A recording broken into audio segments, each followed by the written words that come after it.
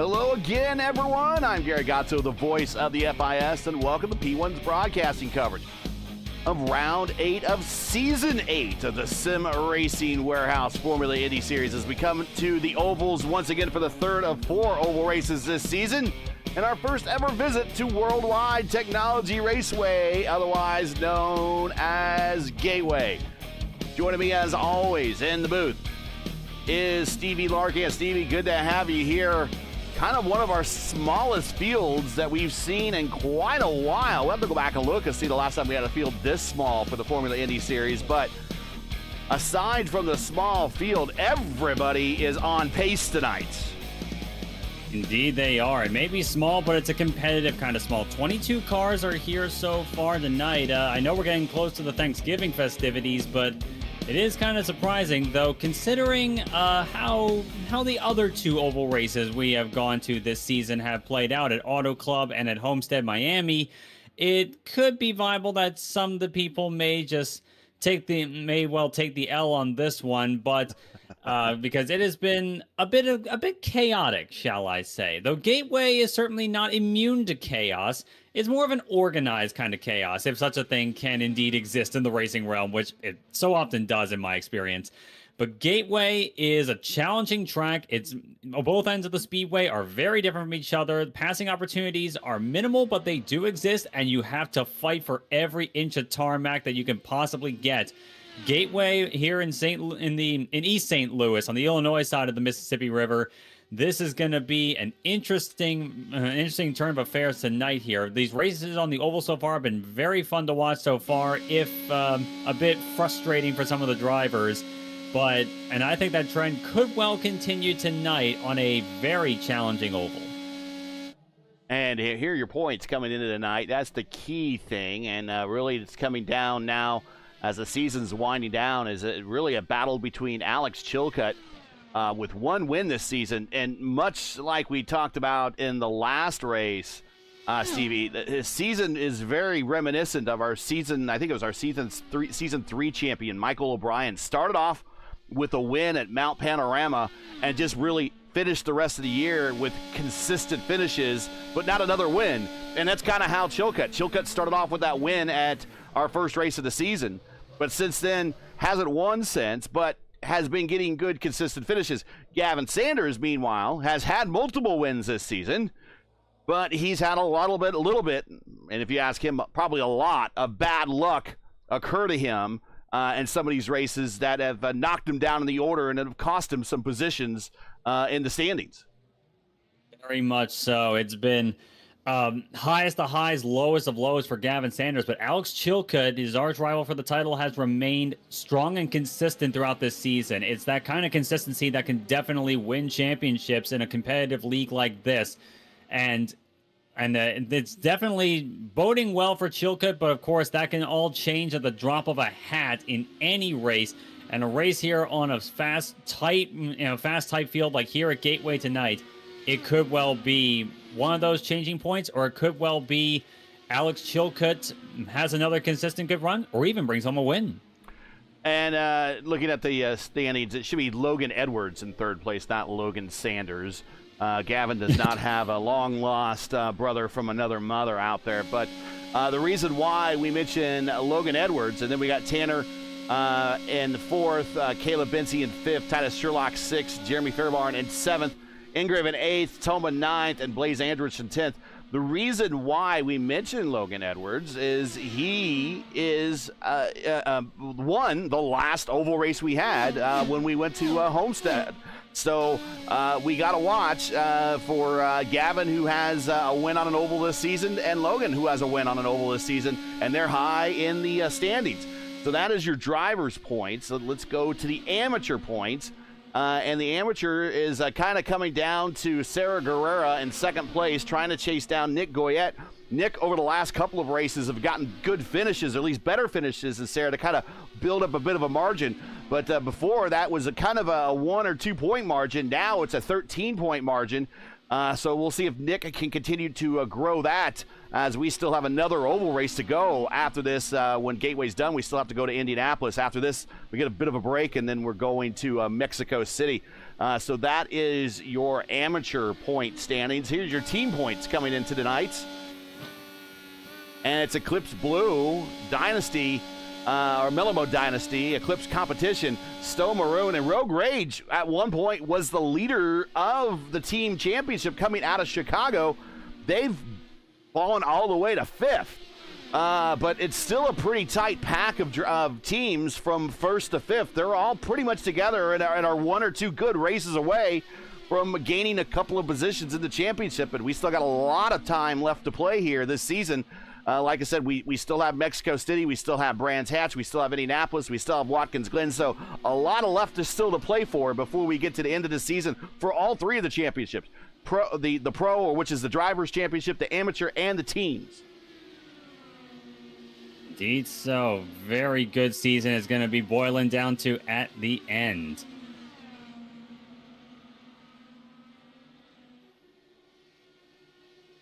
And as everyone going through their warm-ups, the starting grid looks equally interesting here tonight. Yeah, let's get on into that. Here we go.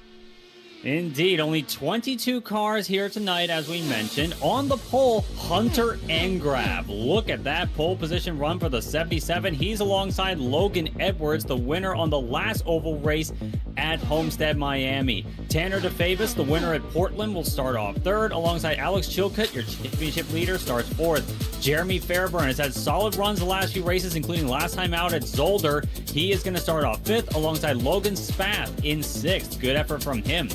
Gavin Sanders will start off 7th, alongside Titus Sherlock, the winner last time out at Circuit Zolder. He's going to be 8th. A bit of a work for him tonight. Kevin Tomba has had strong performances this season. He's running 9th tonight, alongside Michael Costello in 10th. Definitely not where a lot of people would expect someone with his pace. Dan Miglin will start off 11th, alongside Kyle Mundell on row 6. Row number 7 will be Nick Goyette and Byron Daly. Row number 8, Kyle Clenworth and Sophia Connell. Row 9, Nate Siefker back after a couple of race absence, alongside Zach Baum. Row 10, Gabriel Aslan and Cody Claiborne. And shotgun on the field, last row of the grid, 2 drivers that didn't post qualifying times, Joey Selmitz and Sarah Guerrera. So that's 22 cars here tonight in St. Louis. This is going to be, and they're all very close too. I'm looking at the fastest to slowest times here. It's half a second. Less than half a second is the margin between first place and 20th place. That shows just how tight the competition can be here tonight. Let's see how they fight when you have actual cars in front of you. And you know, a name that I'm not seeing in the lineup is Caleb Bensie, our defending series champion. He's 5th in the points. Right. Kind of having, in Caleb terms, a struggle year. And anybody else finishing 5th in the points, I guess that would be good. But Caleb down in 5th in the points, a little bit of a struggle. Not in the lineup tonight. Indeed so. And he had a rough go last time out at Zolder. Got wrecked out early and just hit the escape key, got out of the car, and that could be the instance that knocked him out of championship contention for this season, unfortunately, for our defending series champion. That front row, guys that have raced together for many, many races this season or this year. Hunter Engrave, Logan Edwards both raced each other in the Elite Racing League. In fact, Logan beat Hunter at the closest road course finish in the history of the Elite Racing League at Portland. So they are starting from the front row, and then a little bit further back, Gavin Sanders looking for another oval win to tie Caleb, an all-time for the most wins in series history here in the FIS on an oval. But a little bit further back, the surprising one is in 15th spot, Clindy, who is 2nd in the IndyCar Oval Series official series for iRacing. He's 2nd to as Logan Spath just blinks out. And he has an EOL penalty in any case. He's dropping to the back of the field after qualifying 6th. Oh, Jeremy Fairburn spot on the pace lap. Jeremy Fairburn is around. Did he get collected as well? I think everyone missed him, thankfully. But oh my goodness, race hasn't even started, and Jeremy Fairburn, one of our fast drivers who was going to start 5th, has already spun it into the wall. That is a broken race car. He is going to have to come onto pit road immediately. He gooses the throttle to get a little wheel spin and heating those tires and goes to the inside wall. And much of the same way that we've seen it to happen before to Roberto Guerrero and also Scott McLaughlin at Indianapolis, we see it happen to Jeremy Fairburn on the pace lap here at Gateway. Oh my goodness. Yeah, definitely shades of Roberto Guerrero and Scott McLaughlin, and not in a good way at all. Fairburn is going to be staying out to take the green flag here, because I think if he does come in, he's going to give everyone else behind him a penalty, so he's going to have to drop down to the inside line before they get to turn 1. But Hunter Engrab on the pole, 160 laps at Gateway. Green flag flies, slow start, but Engrab on the throttle leads him away. Fairburn drops to the back. Logan Edwards looking to the outside, but here comes Tanner DeFavis on the inside for second. Big run for Logan on the high side. Oh, and I think he might have kissed the turn 2 wall a little bit. I think he did. Very close there. If it wasn't, that was big-time netco, but it's caused a stack up there as Tanner DeFavis gets around him 3 wide into turn 3. Gavin Sanders trying to force the issue on the low line. That is one of the Eclipse cars. In fact, 2 of them have gotten around him. Titus Sherlock off to a great start from 8th to 5th. Now behind Alex Chilcutt. As everyone's starting to settle into a rhythm, looks like Logan Edwards may be okay for the time being. That may have been netcode. Oh! Car to the wall. Kevin Tomba in turn 3. And again, another early caution here on an oval in the Formula Indy Series. And we're going to go back in time and see what happened here to Tomba. He got a little help from Dan Miglin. Yep, into turn 3. Yep, got a little tap there from Dan Miglin. Into the wall goes the 48. Rough start there after a good qualifying run. So that's both Tomba and Jeremy Fairburn on pit road. Looks like Fairburn trying to get repairs done, but it looks like there's a lot to do. And Tomba, of course, has completely smashed up that 48 machine. And we'll see what happened. You have to check up a little bit, watching the rear. England just sends it on in there, and I don't know. I don't know what happened there. Let's watch from Tomba's front perspective. Did he have to check up a little bit? Did something happen in front of him that caused him to have to lift just for a hair? Because when you lift in these cars with all the downforce, it's basically like, no. I think Miglin just had a good run on the inside and wanted to take it. I think he just saw the gap down low and thought he had an opportunity, but Tomba obviously didn't see that coming, I don't think. Lindy on pit road for some early stop here. Yep, early pit stop here for Kyle Clemworth. Just top off the tanks. And away he goes. Looks like... Fairburn with the... he has substantial damage. He is on pit road. He got a break with an early caution.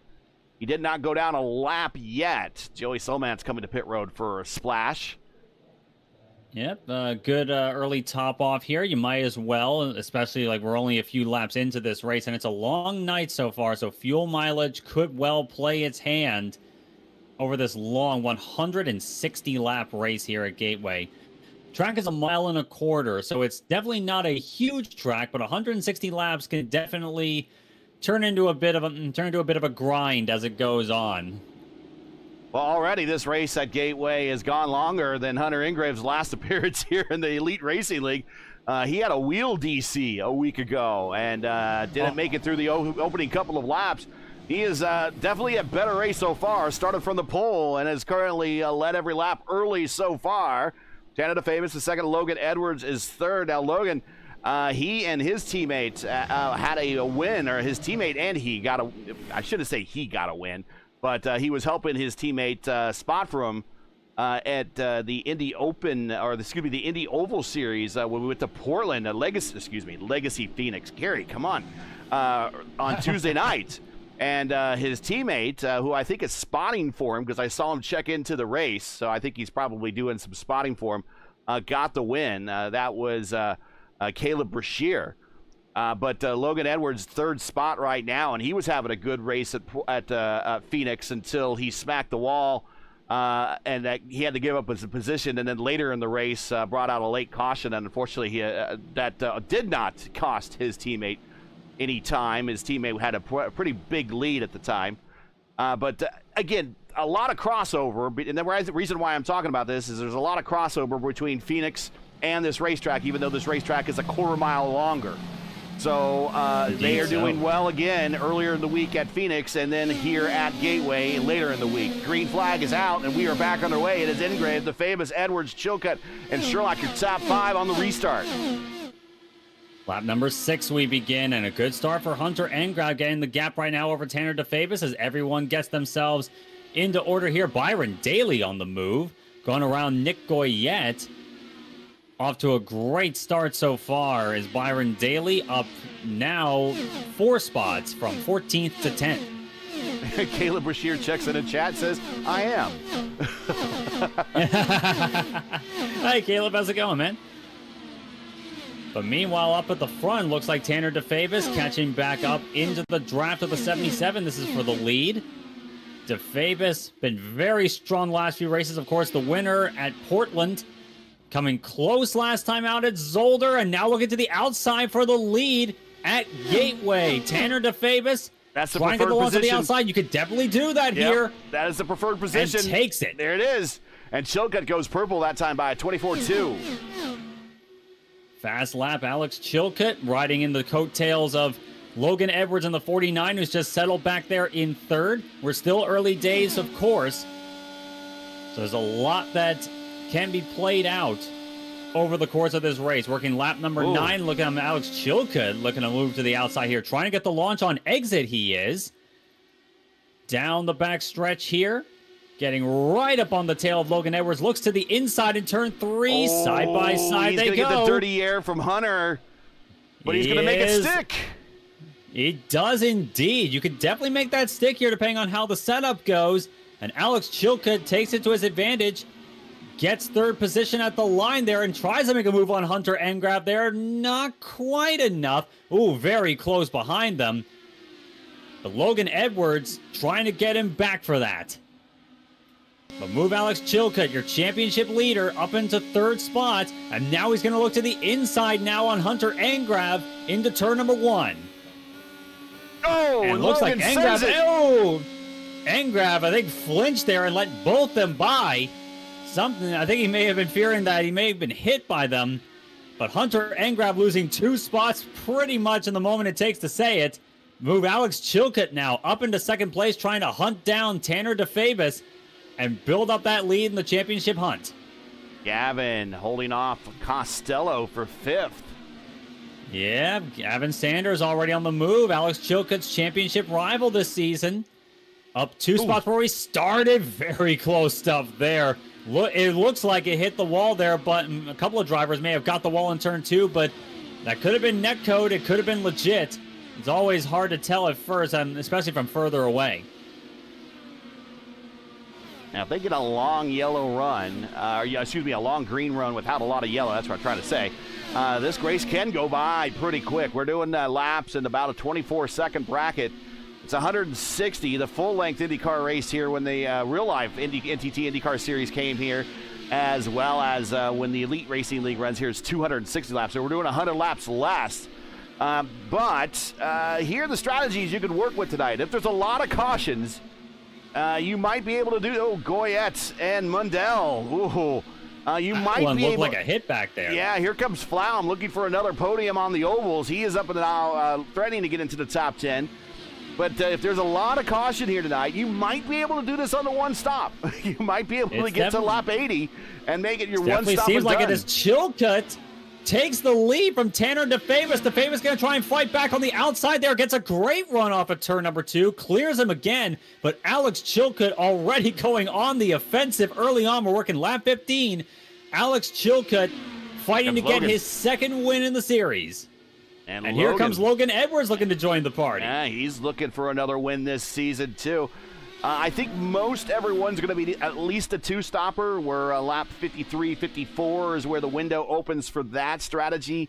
but a three-stopper is also in the cards because a three-stopper here just happens to work out very evenly, 40, 40, 40, and 40, and that will get you home to the 160. So you'll be stopping at 40, 80, 120, and then that should get you home to the 160 at that point anyways. But those are the two options. But if we get a lot of caution, you might see someone attempt the one-stopper. Exactly, and that kind of leads to another thing to consider is tires here. It can definitely be a track that wears on your tires quite a bit there, so that three-stopper could be good if you want to go for raw pace at the end there and you think you can make up the time from an extra pit stop, or if the strategy just plays in your favor there as Alex Chilcutt again dives down to the low side. DeFabis once again getting the launch on the outside, clears him handily. You can get a lot of momentum up on that top line tonight.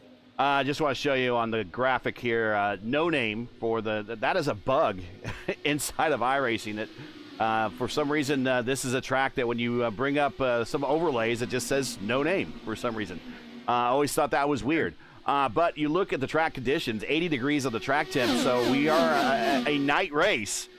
So I don't think tire degradation is going to be an issue unless you purposely overheat the thing by sending it in the 1 and 2 and just cranking on the wheel. But it is a good point. Yeah, 74 degrees on the ambient, so the conditions aren't really calling for a lot of tire degradation as DeFabis goes to the top. Yeah, once again, Chilcutt's been fighting in the last couple of laps, making that same move down low as the number 6 machine.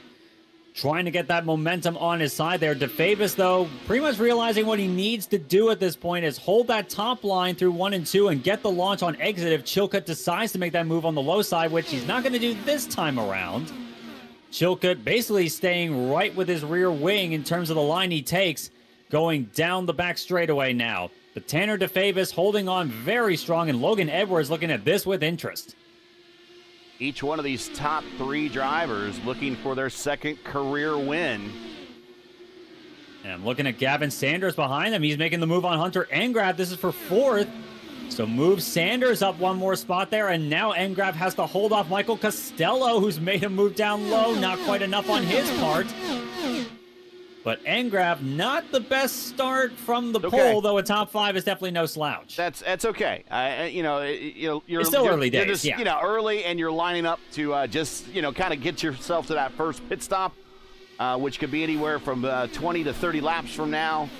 And it's still a long race, and we've seen a lot of these Formula Indy Series oval races get a lot of cautions.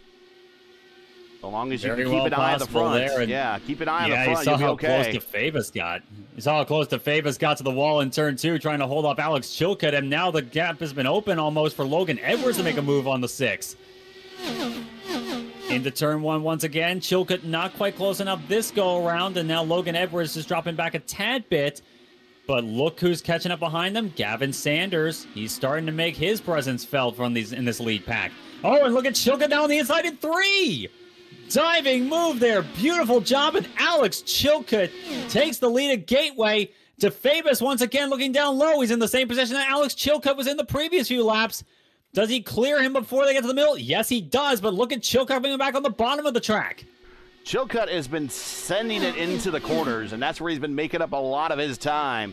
And look at him pull away right there. He has been bold here tonight, and now he takes the lead of this race. The drivers come over here from the stock car racing side of iRacing. Definitely feels quite at home on these ovals, one would imagine.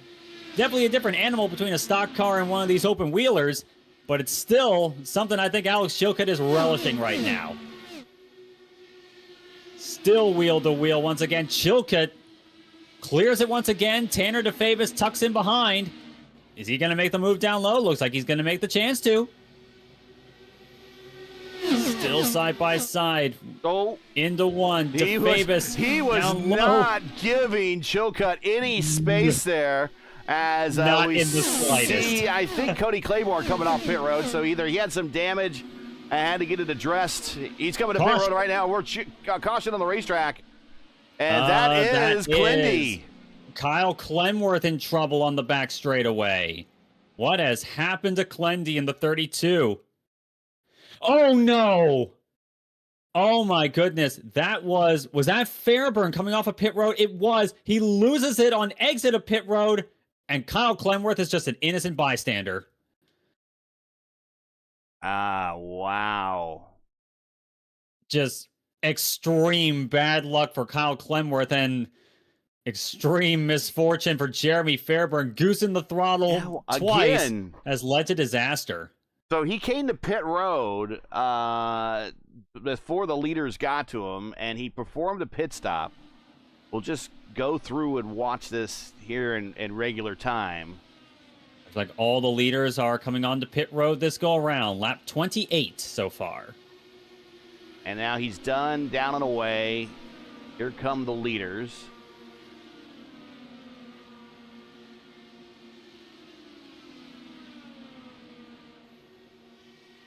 And he goes full throttle, and just Clindy had no idea it was coming.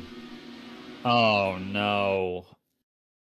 Yeah, that was hard to really say for that one.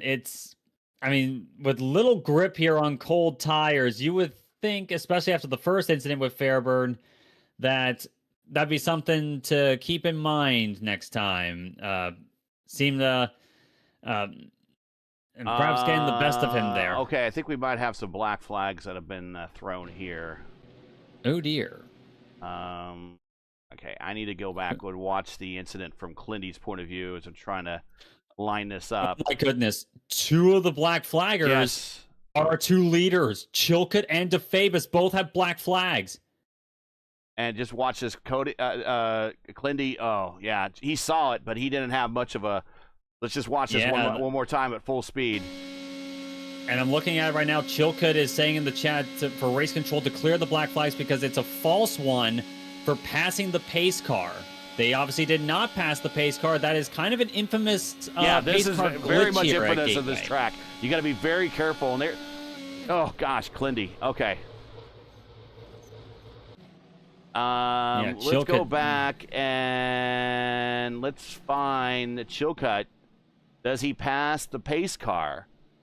He is behind the pace car the whole time here. Yeah, it's a rather infamous glitch that has happened pretty much since this track ever joined the iRacing service, and some reason it still has not been resolved. He did. Did I see that wrong? Let's watch that back again. He passes right there. Right, he is past the pace car at this point. Yeah, and he had to check up to try and do what he could there, but and then by the time he checks up and the pace car catches him, he enters the pit ahead of the pace car. And then he gets to the cones for the speed limiter ahead of the pace car. The Famous was passed, but he went back. I don't think Logan got there at all. I think Logan didn't get black flagged. Yeah, he didn't. It's just Chilcutt and DeFabus. Chilcutt is yelling in the chat right now to the officials to clear this black flag because it's iRacing's fault. I'm looking at it and on the replay, and people saw in chat. I mean, chat, did he pass? Yeah, this obviously, and Tanner went all the way to the back, but he still needs to stop. Yeah, he needs to stop for this one. But yeah, and Chilcutt is coming in, so this is a major game changer right now. So they don't see themselves as having the capability of clearing this. He passed the pace car. It was pretty clear on the replay. He passed the pace car. There was no glitch about it. He passed the pace car. He entered pit road ahead of the pace car. Yeah, it's an iRacing thing. It's definitely an iRacing problem, really. Not so much a glitch, but a problem. This has been a thing with Gateway ever since its inception in iRacing that you would think that if you came down onto the apron, where you obviously cover a lot less distance, and if you're going the same speed, you're going to be catching up to the pace car anyway, that you would be exempt from that sort of penalty. But no, that is a problem that iRacing has not fixed, and it's caused a lot of problems at this track in the past, honestly. Yeah, this track, and also Homestead is another one of those tracks where you have that happen a lot. And it's because of entering on the backstretch coming to pit road. But, I mean, everybody saw the replay that, he did pass the pace car. So the replay, car in the wall, Mundell off of 2. Gathers it up, though. He has not brought out a caution just yet, but that is the 34 machine out of the running. And I should note right now, Logan Edwards now your race leader over Gavin Sanders and Hunter Engrav. So this race has shaken things, this incident has shaken things up considerably. And Fabus has not answered the black flag, and he has been DQ'd, so he will disappear from the racetrack here momentarily. Yeah, he's still out on track. Car contact coming off of 4. Hunter Engrav, big wreck. Hunter Engrav, your pole sitter, in trouble in turn number 4. What on earth happened here? It was contact. Him and Dan Miglin get into each other. He gets into the back of Miglin and gets sent around into the wall. Caution back out. Lap 35.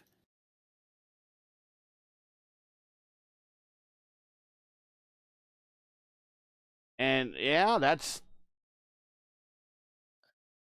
and how everyone misses him. Byron Taylor. Not everyone. Logan Spath, I think, goes over the top of Sophie Connell there. We'll watch this again. And Spath coming onto pit road now. And I see damage on the front wing of the 3. Yeah, watch. Oh, no, it was on Goyette. Yeah, he did get into the back of, I believe that was the 12 machine of Nick Goyette. He got into the back, too. Our amateur leader. Yeah, and now Spath coming onto pit road. Byron Daly also joining him as well. Okay, so this has all of a sudden gotten interesting. Wow. Wow, indeed. Wow. So, yeah, this is opened things up now. Okay, let me, and without leaving the graphic up on the page, let's remind people of the point situation. Chilcutt is now down in the order. I don't think he's getting a lucky dog wave around. He is trapped a lap down, but he's your points leader because of that black flag. Gavin Sanders is second on the racetrack, second in the standings. Logan Sanders, that's lucky Logan Edwards, he is third in the standings, first on the racetrack. DeFavis, well, we saw what happened to him. He is DQ'd now, and he is out of this race in fourth. Caleb Binsey not in the lineup tonight. Titus Sherlock is surely in a position to capitalize here, being that Sherlock is only 6 points behind Logan Edwards, but he's 5 points behind DeFavis and Binsey, so he's going to probably move past them now in the standings. If drop weeks are not counted yet. I'm not sure if drop weeks are counted in the points. Fairbarn is out. Hunter Engrav now is out. Tomba is out. And Blaze Anderson not in the lineup. So we're going to have some people that at the end of this race are going to appear in the top 10 for the first time all season, possibly.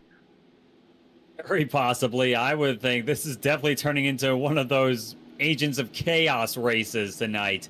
Very much like Homestead in a lot of ways. And also Auto Club as well. Auto Club was pretty hectic in its own right.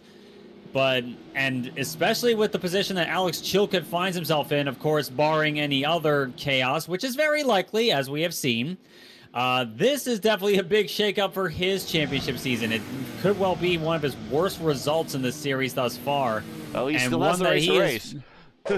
Yeah, you still got to race the race, indeed. You still got nearly 120 laps more to get to, so being a lap down in 15th might not be the end of the world for him at this point. No, and if there's a lucky dog, and I think they do have the lucky dogs here on the ovals, which is one of the gimmicks that NASCAR does that I don't necessarily mind. I just hate the term lucky dog.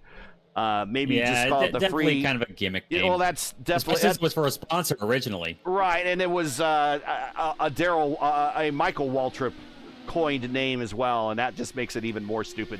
But Miglin to the inside of Gavin Sanders on the restart.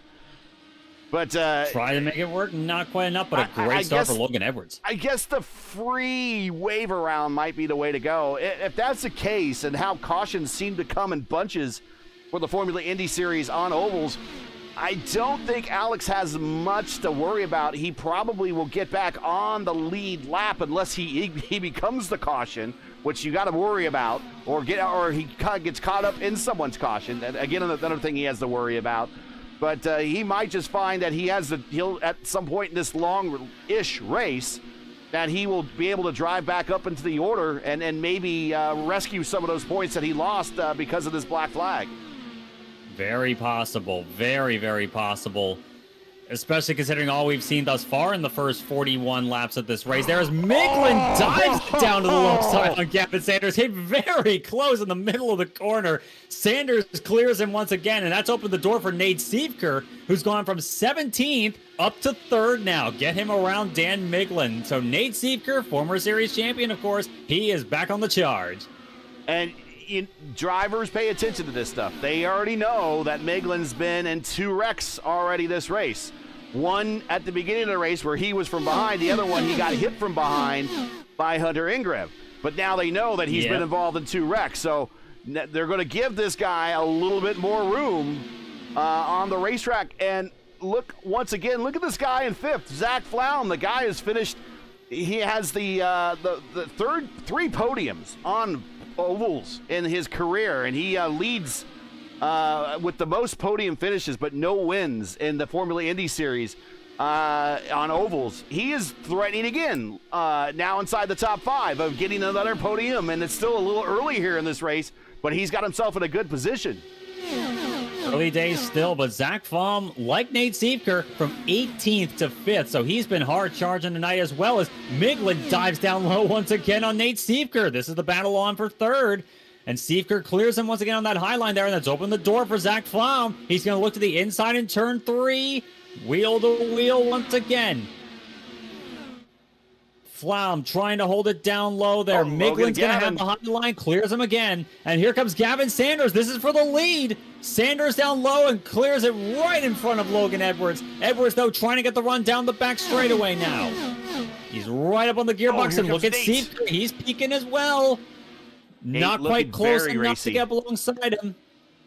But Gavin Sanders holding off Logan Edwards side by side, 2 wide, 2 deep down the front straightaway as Miglin tries to hold on that position there with Nate Siefker, but side by side for the point. Gavin Sanders clears him once again, clears Logan Edwards, and now here comes Dan Miglin. He's going to be trying to make the move for 2nd.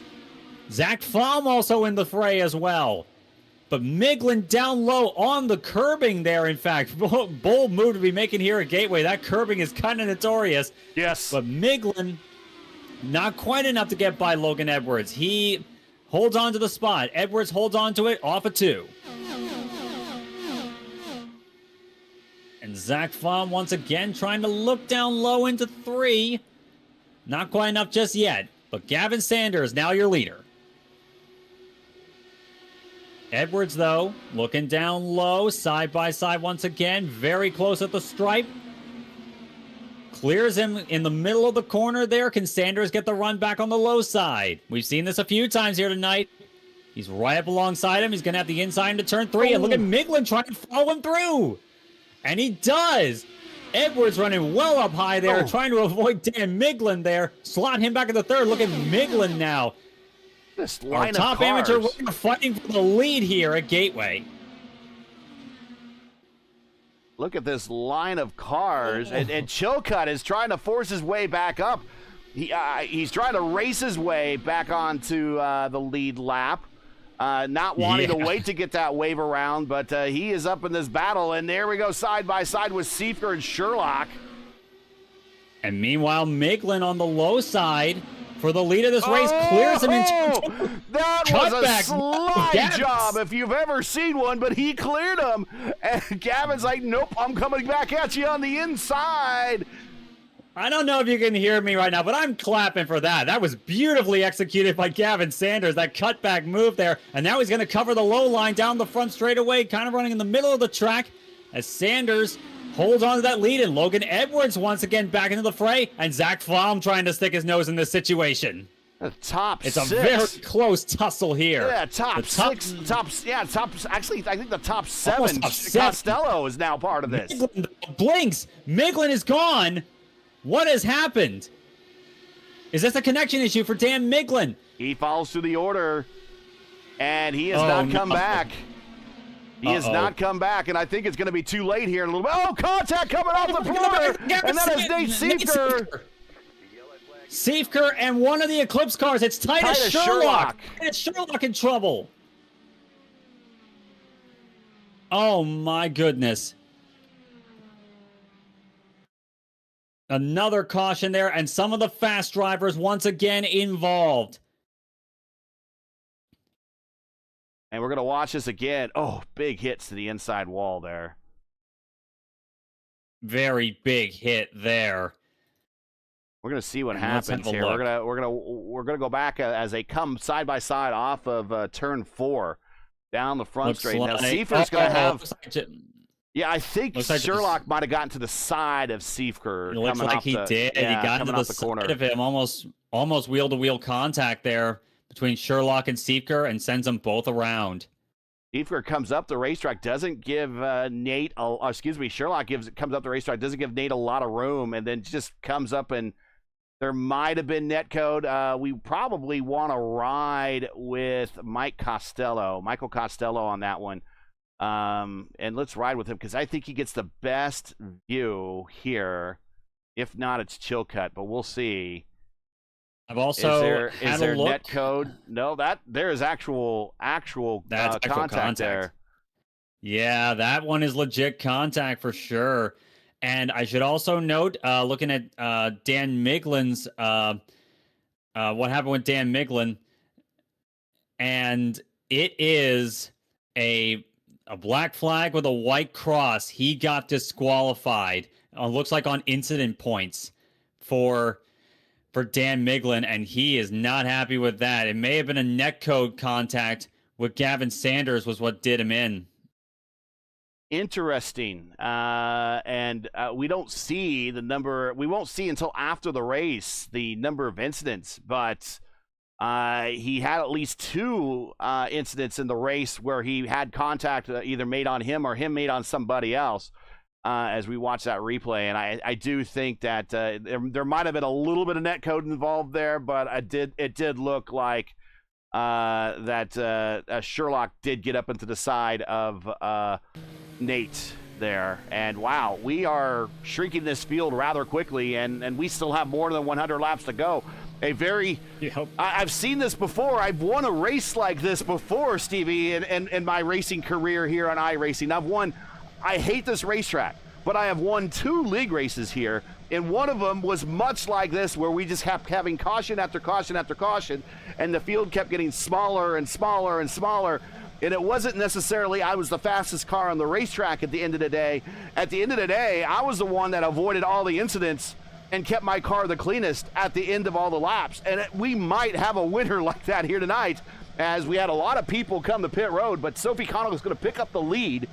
Sophie pitted on lap 29, and Sophie is opting, going to take the green flag at next time by, but is opting for the track position, and that's not a bad idea right now. I would agree. Like, track position can definitely be valuable here at Gateway. It's hard to really gain a lot of positions back if you lose them early on, and Sophie Connell could well be going for track position. I like this move here. I have to double check and see when she was last on pit road. It was probably 29. On the previous caution lap before 29. This. Lap 29 was, yeah. So she is 26 laps into her current stint, but everybody behind her, and I mean everybody, is on fresh tires, and they are going to be hard charging, led by Gavin Sanders, Logan Edwards, Michael Costello now in 4th, and Zach Flaum in 5th. Here we go. Green flag is out this time by, and we still have more than 100 laps to go, but here we go. Green flag's out. Green flag. Connell leads them to the stripe. A decent start so far. Gavin Sanders in the draft trying to catch back up. Through 1 and 2 they go. Sanders again up on that higher line, getting some momentum there. Not quite enough to catch up just yet. It may take a lap or two, but Sanders now under pressure from Logan Edwards as they try to fight it out for what they see as the effective lead. But Sophie Connell leading her first laps. Good start so far. Everyone getting themselves into order a little bit. Again, very close to that wall there in turn 2. It's had a couple of touches here tonight. Also, I want to make note of something. Look who's back on the lead lap after all this. Yeah, it's I told Alex you. Chilcutt. Yeah, I told you. And he is back, and he is now in 10th spot. And it's just helping his cause now because this field keeps getting smaller and smaller. We got 100 laps to go, over 100 laps to go, and 22 cars started this race, and we only have 12 running. And I think Logan in 12th spot might be slightly damaged, and he might be down on power. And the same thing with Cody Claiborne in the Fish car. I think he might be down on power too. So really, the top 10 cars might be the most unscathed right now on this racetrack. I would agree with that assessment overall, I would think, as Gavin Sanders has gotten around Sophie Connell to take back the lead of this race. As now looking on the low side there, Michael Costello on the move on Logan Edwards. This is for third. Side by side off of turn number 4. Still wheel to wheel. Costello had this point at the position at the line there. Logan Edwards around the outside. Very close. No contact. Logan Edwards. He's in the wall hard in turn 2. Oh my goodness. The winner at Homestead. Here's what happened with Gavin. Sophie washed up the racetrack, had a bad exit on 2, and Gavin just passes her like normal. Just nothing fancy there going into turn 3. And Logan Edwards out of this race in a big wreck there. No caution has come out. He managed to keep it off the racing surface. He reset the car. But now, I should note. Now, did he get into contact with one of the other Eclipse cars? Costello. Looked like a bit of a netcoat contact with Costello. They were very close together. Costello is struggling. Yeah, Costello is damaged as well. He's on pit road too. So 2 of the fast runners once again. Yeah. Looks like out of contention so far. So now we're down to 10, and Chilcutt now up in the P7. Chilcutt's catching back up, like we were saying. He's got a bit of a gap to catch up to Byron Daly right now in 6th. He's fighting out with Joey Selmans, who started on the last row of the grid, by the way, in 21st. He's running 5th right now as Joey. Side by side through 1 and 2 is Byron Daly and Joey Selmans. Joey holds on to that position so far. Very good start right now for the 9. This is a type of race that someone like Joey could very easily win here. Be a smart driver, keep everything in front of you. You know, make sure you hit your marks. You come to pit road. You don't speed. Don't get any penalties. And these people in front of you just keep making mistake after mistake after mistake as Byron Daly goes right into the wall off of turn 2. That was close for Byron Daly. Just keep picking up one spot after another as people make mistakes around him. Sometimes, the easiest pass you can always make is when the person in front of you makes a mistake or has to come to pit road. Exactly so, and look who this fight has brought into this picture. It's Alex Chilcutt, the championship leader, in 7th right now, trying to make a move down on the low side now on Byron Daly. Daly going to be in the draft of Joey Selmans, but not quite enough. Chilcutt's got that low line to his advantage, slides right up in front of him, and now Joey Selmans is the next one he wants to check off his list. Byron staying very close, though, and it's a close 4-car tussle for 4th place with Nick Goyette leading that one. And Selmans now looking on the low side. Goyette, the lead amateur right now. Only 2 amateur cars left in this race. It is Goyette. It is Cody Claiborne. So they are in 6th and in the 10th spot now. Now Selmans up into 4th, has gotten around Nick Goyette. Goyette's dropped from the front of that pack to the back there. That's okay. I mean, he's night, still in a good position. Let's be real. His night is looking real good with his chief competition, Sarah Guerrera, already out. He just knows that I just need to bring this car home, and I'm looking at a minimum of a top 12. But we still have now, just under 100 laps now. that he could probably pick up another spot or two because of attrition and kind of do a backdoor top 10 and have a pretty good day to capitalize on a championship. Byron Daly getting really close with Selmans down the front stretch. Yeah, and Alex Chilcutt got around both of them. He's back up into 4th place with a battle on for 5th behind them. Joey Selmans and Byron Daly. Both of them have had very strong nights so far, strong and consistent nights. As Byron looks down on the low side, the 06 making some moves here. He's going to be on the low side for turn number 1. It's not been the preferred line here tonight. Joey Selmans could well get him on the outside here. Unless he can hold it deep there with Selmans. Brave run there on the outside there. Beautifully done. Joey Selmans holding on to that position as they work their way around traffic there. Sophie Connell, who was leading this race earlier on. 41 lap old tires. Yeah, 41 lap old tires, not playing to the 93 crew's advantage at the moment there. That's so okay. Definitely put her in the case of a different strategy thus far, but it's a good one, I think, especially if you're going for track position towards the end of this race. It's giving you a good spot to work with. Yeah, the closer Sophie can get to 100, might make this turn it into one more stop. 42 laps into the stint. Because of all the cautions, we really don't know how far they can go. We think we can get into the 50s. Definitely possible, I think. I've usually seen that mark for a lot of IndyCar races here at Gateway, especially if you're running on full tanks like we are, because I remember in the Lionheart days we didn't do that. So on if someone were to do a two-stop strategy and we had no cautions, I mean the window would open at 53, 54. So Sophie should be able to do another, get very close, probably into the 90s for sure, and I don't think it's going to be, I don't think she could do it on one more stop. 160. Yeah, it'd be a bit too close for comfort, I would think. 70.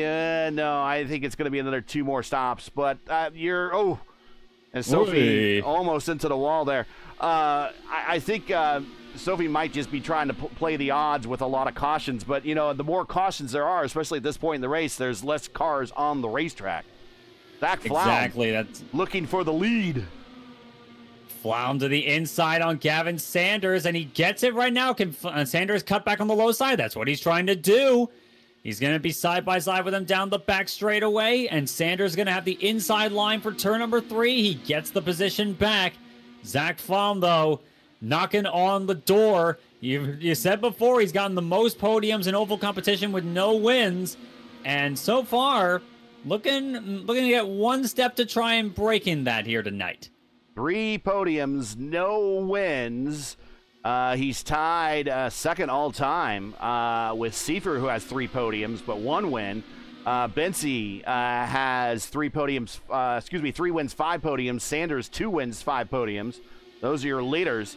But Flaum, Zach, while not talking about him, I certainly would like for me to talk about if you're looking to save money with great prices and no sales tax, Sim Racing Warehouse is your U.S.-based shop for all your sim racing needs.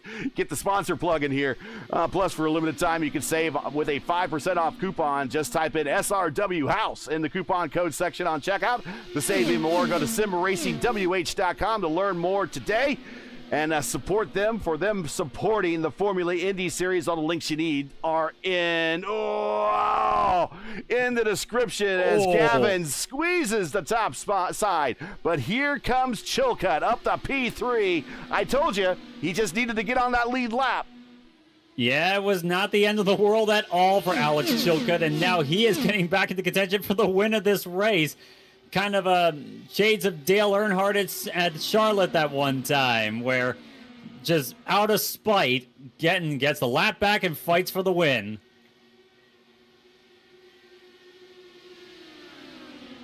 But I'm looking behind them. Byron Daly starting to get more and more into the conversation for the top spot once again there. He's gotten around Joey Selmans. And I'm looking behind him as well. That's the 19 of Michael Costello. Costello is 2 laps down at this moment.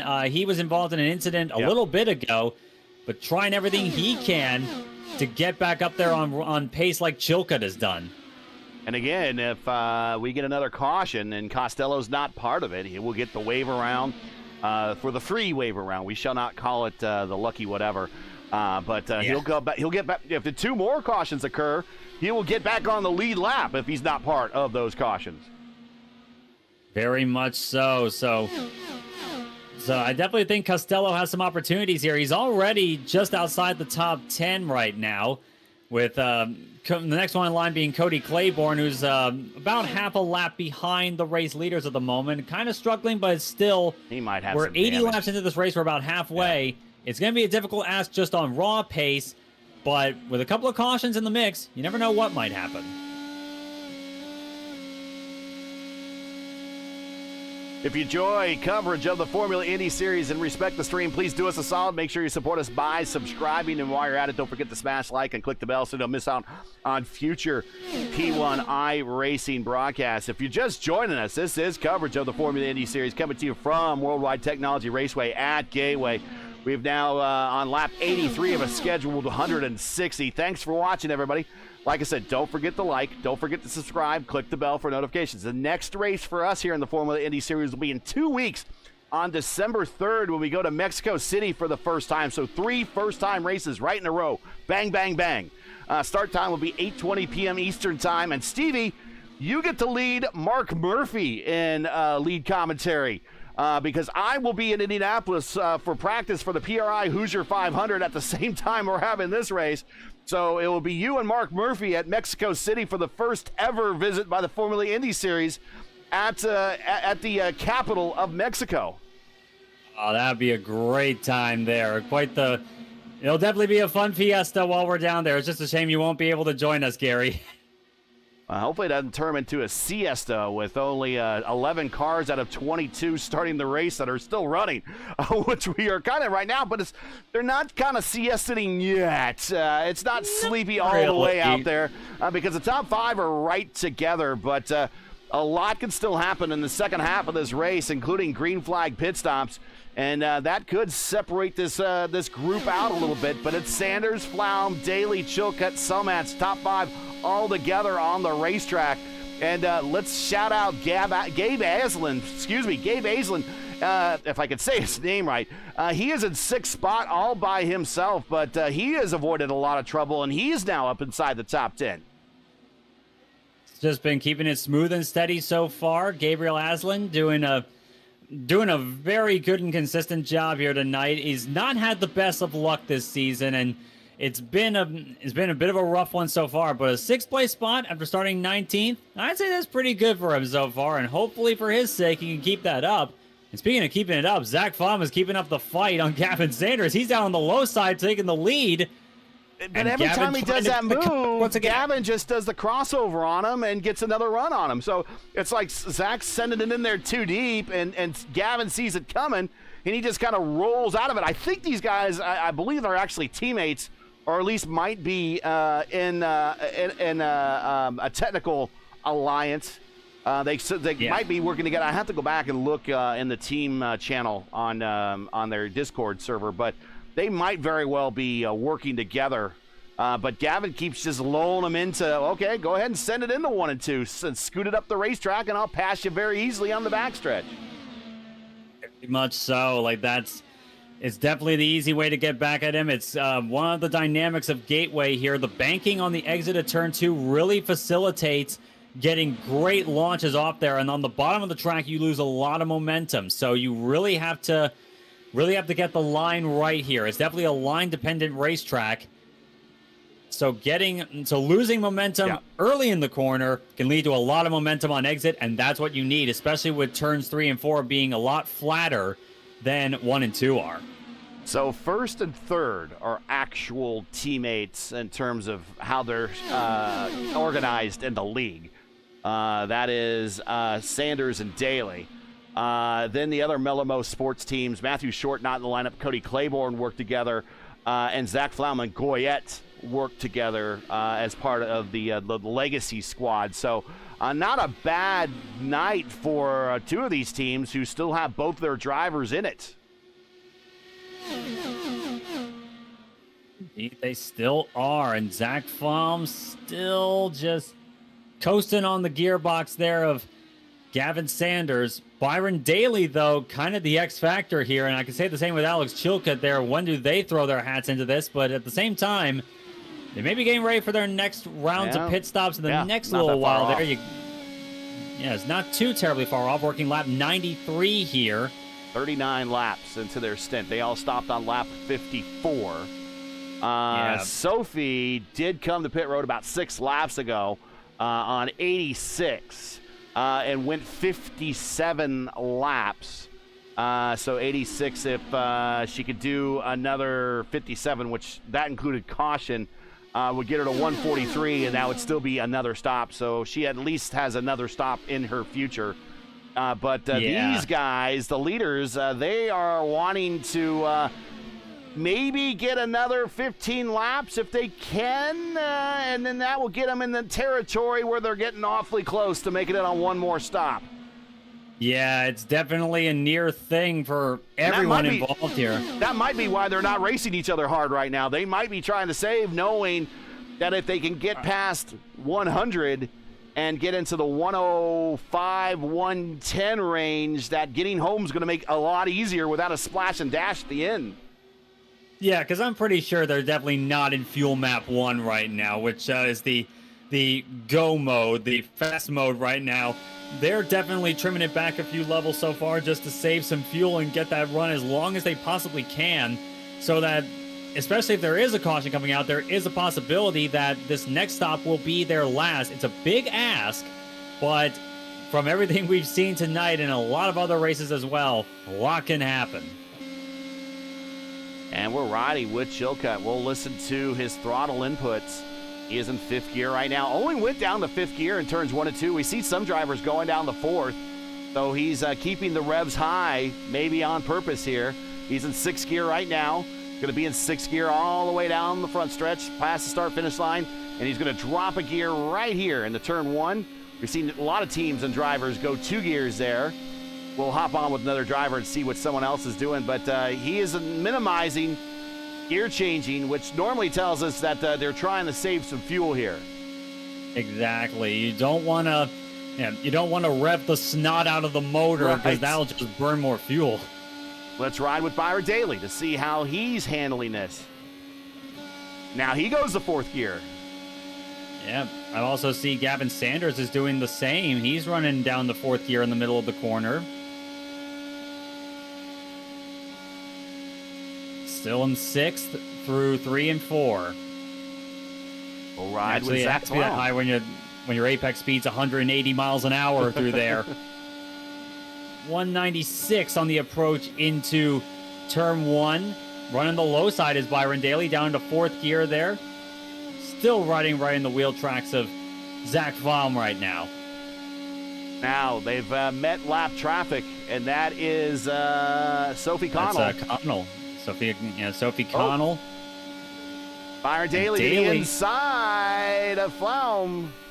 Looking down low. Can Flaum get the run on the outside like Sanders has done? Yes, he has. Yes, and the reason because of that. And here comes Gavin to pit road. But the reason because of that is that on worn tires, the high side is the preferred line here at Gateway. Yes, it is. It's been the preferred line for a lot of people, even on fresher rubber as well. So these guys trying to pick the line the best they can there. You can maximize entry speed on the low side there, but the exit speed is the best if you run a higher line there. And now the leaders, Byron Daly leads this race. Zach Flaum under pressure from Alex Chilcutt. Chilcutt down low there. They got lap traffic to work with. That's Sophie Connell. Connell forced up on the high side there. Oh, is Flaum forced up high by Chilcutt? And now they try and get around them. Connell is probably not liking this all that much. Sophie's just trying to stay out of everyone's way, and she's doing the right thing, staying high. Here comes Zach Flaum, the pit road. And Sanders on pit road now. Unless Sanders can do a massive save, if he does 47 laps again, and that was pretty much a whole green flag run right there. He did 48 laps. It only gets him to lap 150, so he's going to be about 10 laps short. Yeah, it's definitely a big ask there. That may just be necessity. Is Byron Daly now coming in? So Daly really the leaders pit road, Yeah, so leaders are definitely in the middle of their pit stop cycle right now. So I think for most of them, it's going to be a splash and dash at the end of this race. So Daly now in. Alex Chilcutt retakes the lead. And Selmat's also on pit road as well. Gabriel Aslan coming off of pit road. Now Chilcutt working back up to speed. 51 laps into his stint. And if he can get closer to 110, this might be his final stop, actually. Possibly. It's getting closer and closer to it. Chilcutt, of course, will have to be in fuel save mode, but it seems like a game he's willing to play. Yeah, he's got no one to work for him right. Oh, now he comes to pit road. So he's going to come at 107. Yeah, just a bit shy of the number we expected.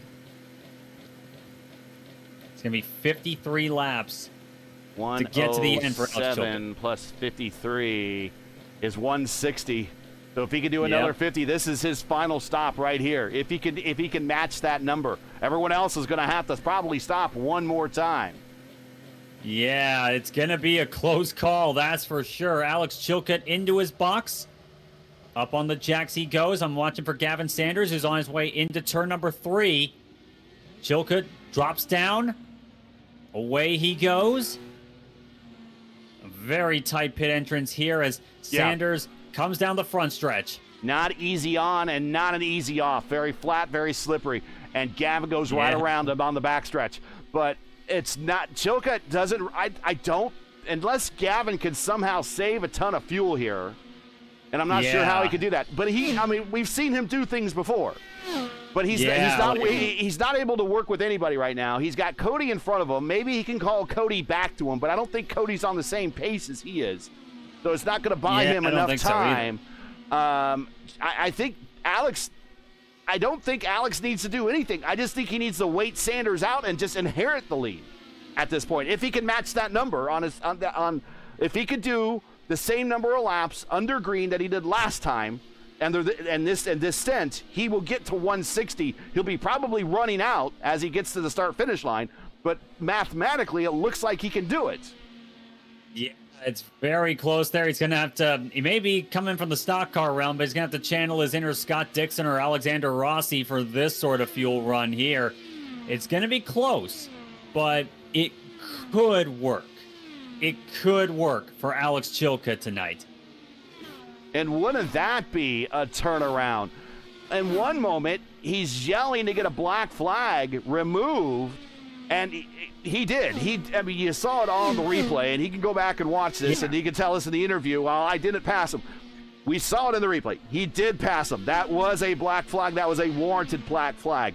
But if it wasn't for those cautions and also the benefits of having the lucky dog rule on ovals here, and IndyCar doesn't use lucky dogs. They use the waiver round rule, but they don't use lucky dogs for the first car one lap down. But that's what they're using here in the Formula Indy Series. They're using a NASCAR rule for IndyCar. If that rule wasn't there and he had to do it the IndyCar way, it would have been a whole lot harder. But how his night has gone from yelling in the microphone saying, get rid of this black flag, I didn't get it, to all of a sudden now being possible, picking up the race lead, and at the end of the night, if he does get the win, extending his championship points lead. Yeah, like, if anything, and this may be portentous in one way, but kind of shades of Jacques Villeneuve, the 95 Indy 500. And he did pass, and he did pass the pace car. He was instructed to pass the pace car, and then there's debris flipping down Gabe Aslan. Gabe Aslan in trouble, it looks like. He's coming on the pit road, and that is a broken suspension I'm seeing on the 87. Oh, and he got contact with Logan Spath. Oh, no. Let's see what happened here. They're coming off of turn 2 down the backstretch. Oh, yeah, just got into each other in the middle of the back straightaway. Watch that. Looks like just again. This from one of the drone cams, and Yeah, just they run out of real estate. Yeah, just so close. There's not much real estate to gain out of it. So both him and Spath look to be out of contention. The dominoes keep falling. But that allows Michael Costello to, he came to pit road for his final stop. He is going to pick up some positions here. Goyette still racing, and in another lap, he'll pick up a handful of positions. Caution on the racetrack, it is Joey Selmance. And no, Michael it is Costello. Byron Daly. And Costello also lost it coming off of pit road as well. Byron Daly. Another Eclipse car got T-boned on another Eclipse car T-bones another car coming off of pit road. This is an awful night for coming off of pit road if you're one of the Eclipse. Yes, and it did it. That's exactly kind of what happened. It was Costello drifting up the track. Daly tried to avoid him, but the wall had other plans. Let's watch this. Just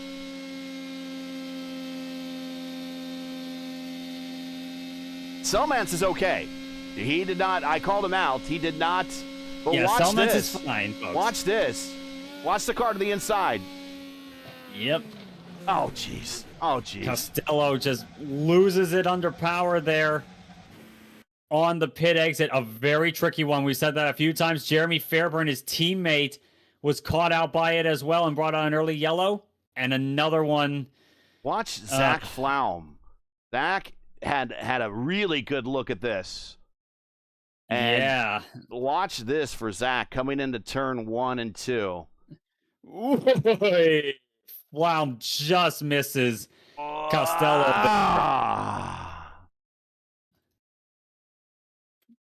Probably the best view of it all was Joey Selmance, who just... Yeah, we'll watch from his point of view. And this is... Yeah, the gap just opens up for him on the low side. Joey Selmance avoids that beautifully. Watch this. Sanders on pit road, I should note. And he needs to, because I don't think he was going to make it without a stop, and he should be good to go now. And this really... also in, too. Yeah, Chilcutt might have been close. But he might have thought, I'm going to go in for another set of tires. I might need those tires might as at the well, end. honestly. Yeah, I don't think there's any tire limits here in the Formula Indy Series, so smoke them if you got them on the tire bill. Yep. Yeah, I mean, the winner's purse will cover it. But what did I just say not too long ago, that this might be a type of race that might fall into the lap of Joey Selmance? Now, unless he's coming to pit road right now and going to prove me wrong. Thanks, Joey. He's coming to pit road. Yeah, he inherits the lead. But he's going to come to pit road, and yes, you cannot go fast. You got to go slow. Yeah. He realized what happened. He realized it. Yep. And he's going to let Costello stay ahead of him, and hopefully he doesn't get a black flag here. No, he does not. Very close. But yeah, that's definitely it's a problem these drivers have to work around here at Gateway. It's something that's always it's frustrated almost every driver who has ever raced at this track, honestly, since it joined the iRacing service all those years ago. And to me personally, this may be a bit of a rant, but that is something that should have been addressed years ago. Other tracks have been able to get that fixed. Gateway needs it. Like, that needs to be resolved because, especially especially the way that you dictate coming onto pit road there. You have to get onto the access road there to get on pit road if you want to get there without getting a penalty yourself. Like, that should be the delineation, honestly. And it's possible. It's possible within iRacing's code work. That's something that should be addressed, honestly. It's one of those things that I think that if you raced in VR, it's a little bit easier because you can actually turn your head and you can see. But if you're racing on monitors and you don't have that perspective, that is tough to view. Getting ready to go green. Hey, if you're looking to save money with great prices and no sales tax, Sim Racing Warehouse is your U.S.-based shop for all your sim racing needs. Plus, for a limited time, you can save 5% off with the coupon Green Flag in the Air. Just type in SRW House in the coupon code section on checkout to save even more. Go to simracingwh.com to learn more today. Green Flag in the Air. Gavin Sanders picks up the lead, but here comes Chilcutt just sending it to the inside of one, and he will pick up the leads. Flow is in third. Sophie Connell is in fourth, and Cody Claiborne in the, I think, the Wounded Fish car in fifth. wasting no time at all is Alex Chilcutt. Beautiful move to take the lead of this race. It was kind of a slow start for Sanders. Very close there off of turn 4. Sanders is going to have the high line this time in turn 1. This is the preferred line. This is a preferred line, but with new tires, and he does clear. But he's going to try to bring Zach Flaum with him. He's going to try and drag him with him. He's running up high there so that Flaum can stay in his slipstream. Flaum, though, is going to have the high line there in 3 and 4, and that's not the preferred line here. And so Chilcutt holds on to that one for now. But this battle between the top 2 in the championship, this, I think, is going to get real interesting in the latter bit of this race. 39 to go. Flaum in 3rd. Selmans now 4th as he'll get around Cody. Cody falls back a couple spots. Yeah, Claiborne nursing a wounded car as we suspect, but still staying on the lead lap will definitely get you a good spot right now. As Sanders leads, Chilcutt and Flaum. Claiborne sitting in 6th right now, about 3 seconds in arrears of the leaders. That's still a very good result so far. Kind of a struggle so far this season for Cody Claiborne. This could be a good turnaround night. Well, and I'm telling you, let's not go to sleep on Selmans yet. A lot can still happen, and I believe the cars in front of him are damaged. So he's going to run those guys down, and he will be with those leaders here shortly. But in front of him, that is Spath and Goyette, and both they had a contact earlier in the race together. So he'll get by them. They're probably down with some floor damage, at least with Goyette. I don't know what damage Spath has. And Flaum has gotten around Chilcutt. He's up to 2nd and now back on the gearbox of his buddy Gavin Sanders. So these two having to hold off the championship leader there. I think Gavin may have said to Zach, hey, you know the championship situation here. Maybe we help each other out here, eh? And he is Canadian. He would say, hey. Yeah, this is true, eh? Here is Selmans underneath. This is Goyette, and now he's Goyette's racing him down the front stretch. Oh, to the inside, Costello. I don't think he was expecting that. Probably not. Michael Costello now a lap down. He got a wave around, but he's still 1 lap down to the leaders after all that's said and done there. And now he's got Logan Spath to get around here as these, as 4th, 5th, and 6th try to work their way around lap traffic. So Selmans is basically a teammate of Spath, and I would imagine, Spath's just going to let him go, as he should. Yep.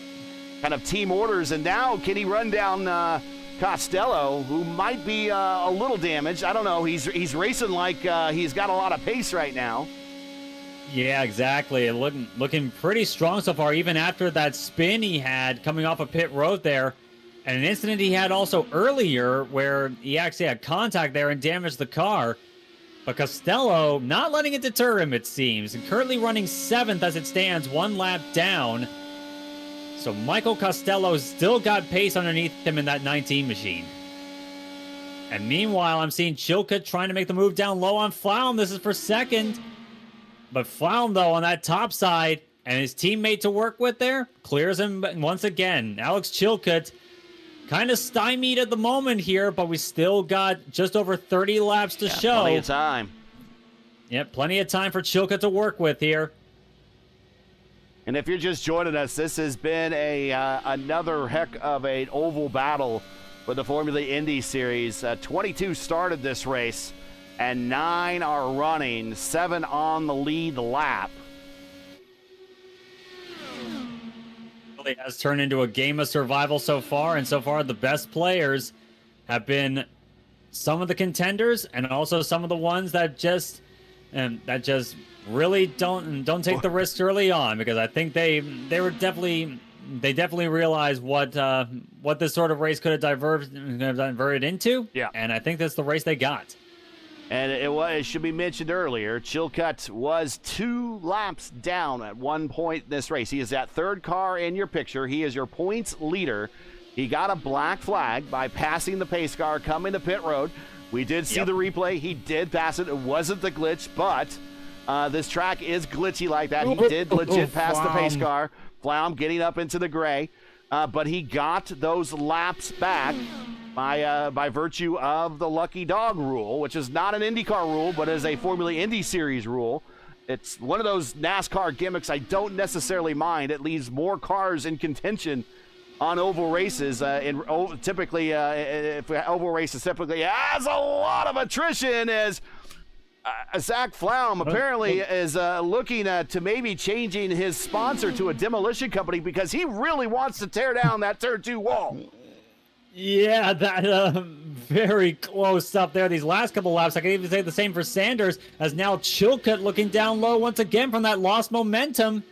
Still wheel to wheel, but Flaum once again trying to get that run on the high side, and he does so once more. But it has been a paint-scraping night so far for Zach Flaum. And if there's a company out there that makes paint scrapers, now you got a car that could probably sell your product pretty well there, mate. Zach Flaum, and he's looking at another podium finish. Again, he'll get his 4th podium finish on the oval, and he's finished on the podium in every oval race this season.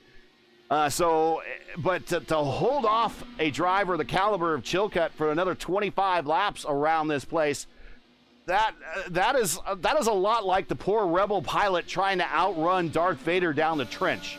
It just, you know, it's going to be, it's just a matter of time. And there goes Chilcutt, but Chilcutt washes up the racer. And look at Gavin go to the bottom to try to pull Zach Flaum forward. And to add to the Star Wars analogy, use the Force there, Zach. There, he is really taking this fight in its stride. There, he's definitely not showing that he's not going to be Porkins tonight. He's going to be Luke Skywalker so far, side by side, very close again. Oh, but Chilcutt really getting it and getting his muscles in there, and he is turning it and really showing that. I guess maybe the Darth Vader side, like you showed there. He's been quiet most of the night so far, but when you need him out there, he is going to fight for the win, and he's doing it now. Oh! Side by side there, Sanders and Chilcutt. Yeah. Sanders up on that high side there. It's been nice. A bit of lost momentum there. Chilcutt, not quite enough so far. I was getting ready to say from 2 laps down to the lead, but almost into the side pot of Sanders, and here comes Zach to the inside, wanting that position back. This time, Gavin not helping out. Not quite yet so far, but maybe a better analogy for Flaum in this case will be Han Solo coming in with the Millennium Falcon to throw Vader off. So Zach Flaum, not quite enough to get back by him here, but Chilcutt now setting his sights on Gavin Sanders. These two are fighting it out for the championship. Flaum is a stablemate with Gavin Sanders. Very close there. Kind of a chippy move there. Chilcutt holding on to that line there and trying to hold momentum. 20 to go this time. Once again, if you're just joining us, you are watching coverage of round 8 of 12 of the Formula Indy Series. It's second and third place side by side off the corner.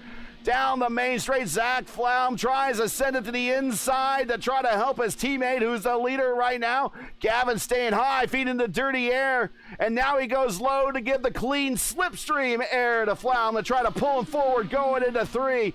Thanks for joining us. Make sure to smash that like button, subscribe to the channel. Don't miss out on the next race. The next race for us on P1 will be tomorrow night, 8 p.m. Eastern time for the second split of the iRacing Indy Next qualifying series. Check out drivers from all parts of the iRacing IndyCar communities. They put their talents and reputations on display for a chance to be one of the lucky 33 to be promoted to the Pro Series. The IndyCar Road to Pro continues here on P1 tomorrow night from Laguna Seca, and I'll be calling the action for the first time this season. It is Sanders, Chilcutt, and now Flaum. It has stayed status quo in this position, but here comes Chilcutt to the inside going into 1.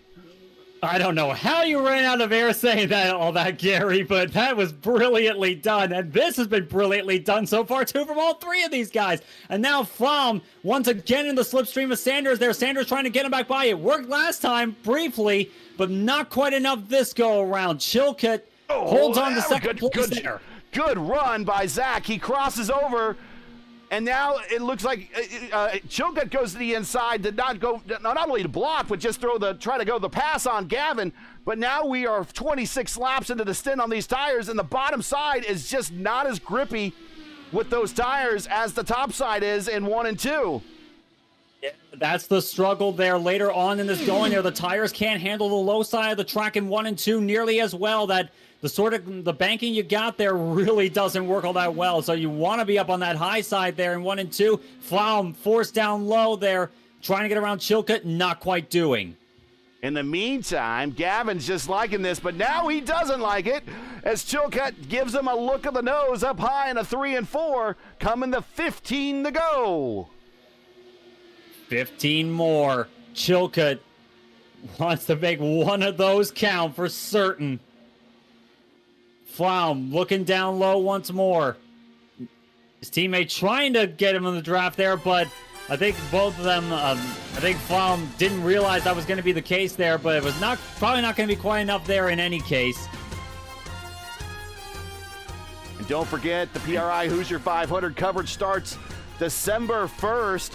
And Chilcutt down low over Gavin Sanders. Big run on the high side for Gavin, who is one of the 128 entrants in the PRI Hoosier 500. And here comes Zach Flaum. He's going to tuck back in and follow him on through and try to get that P2, but he's not going to get it on the high side. At 3 and 4, and he Chilcutt grabs a little bit of the rumble strip, does a big death twitch. He catches it, and he still hangs on to P2.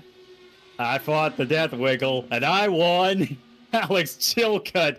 What a save there. Like, that may not have looked like much to the layperson, but oh my God, that was close to losing it. Because let's not forget, this is at 180 miles an hour, and Chilcutt dives it down low on Gavin Sanders. It worked brilliantly. Chilcutt takes the lead. From 2 laps down to the lead, but Sanders, he's not done, and he's going to try the low side, and he out-rotates it, but here comes the big run on the high side. Contact between these two, and there's going to be a caution as they go to the inside wall, and Zach Flaum is going to inherit the lead with 12 to go. Gavin Sanders with a broken front wing, Chilcutt with a broken race car, the two leaders for most of the night, and 2 championship contenders involved in a wreck with about 10 to go. What a mess. Oh no. Sanders going to be given that lead back there, but he's obviously got to come on pit road, so Zach Flaum is your effective leader, but Alex Chilcutt, highest of highs to lowest of lows tonight, and he is fighting a severely wounded race car to get back on the pit road here. Oh my goodness. And Chilcutt is going to be... Yeah, we're going to see this. Chilcutt just gets a big run right mid-corner, and he shoots. And do we need... Let me ride with Zach and see if Zach gets a good look at this. Is there net code? Is there actual contact? Well, watch the run. Just the run you get on the high side here. This is in real life and even in the sim. That looks like a lot of net code. Yeah, I'm looking at this rear chase view from Gavin Sanders, and if there was, it was a little, but that looked like it was going to be contact the way the lines were looking. It's a close tap on the rear there, but that was all that was needed. Yeah, it was close enough that even if netcode did initiate the hit, it was probably going to be contact anyways. Oh my goodness! Like, both of these drivers have got to be fuming at this, especially Chilcutt. He has had, like, it's definitely been the highest of highs and lowest of lows. He's had one of the best cars all night. Well, He's been fighting for the lead on 2 occasions. He got himself back from 2 laps down. Thing. He's still going. Yes. And on the lead lap. Broken wing fixed. So Sanders, of course, dropping to the tail of the lead lap. All right.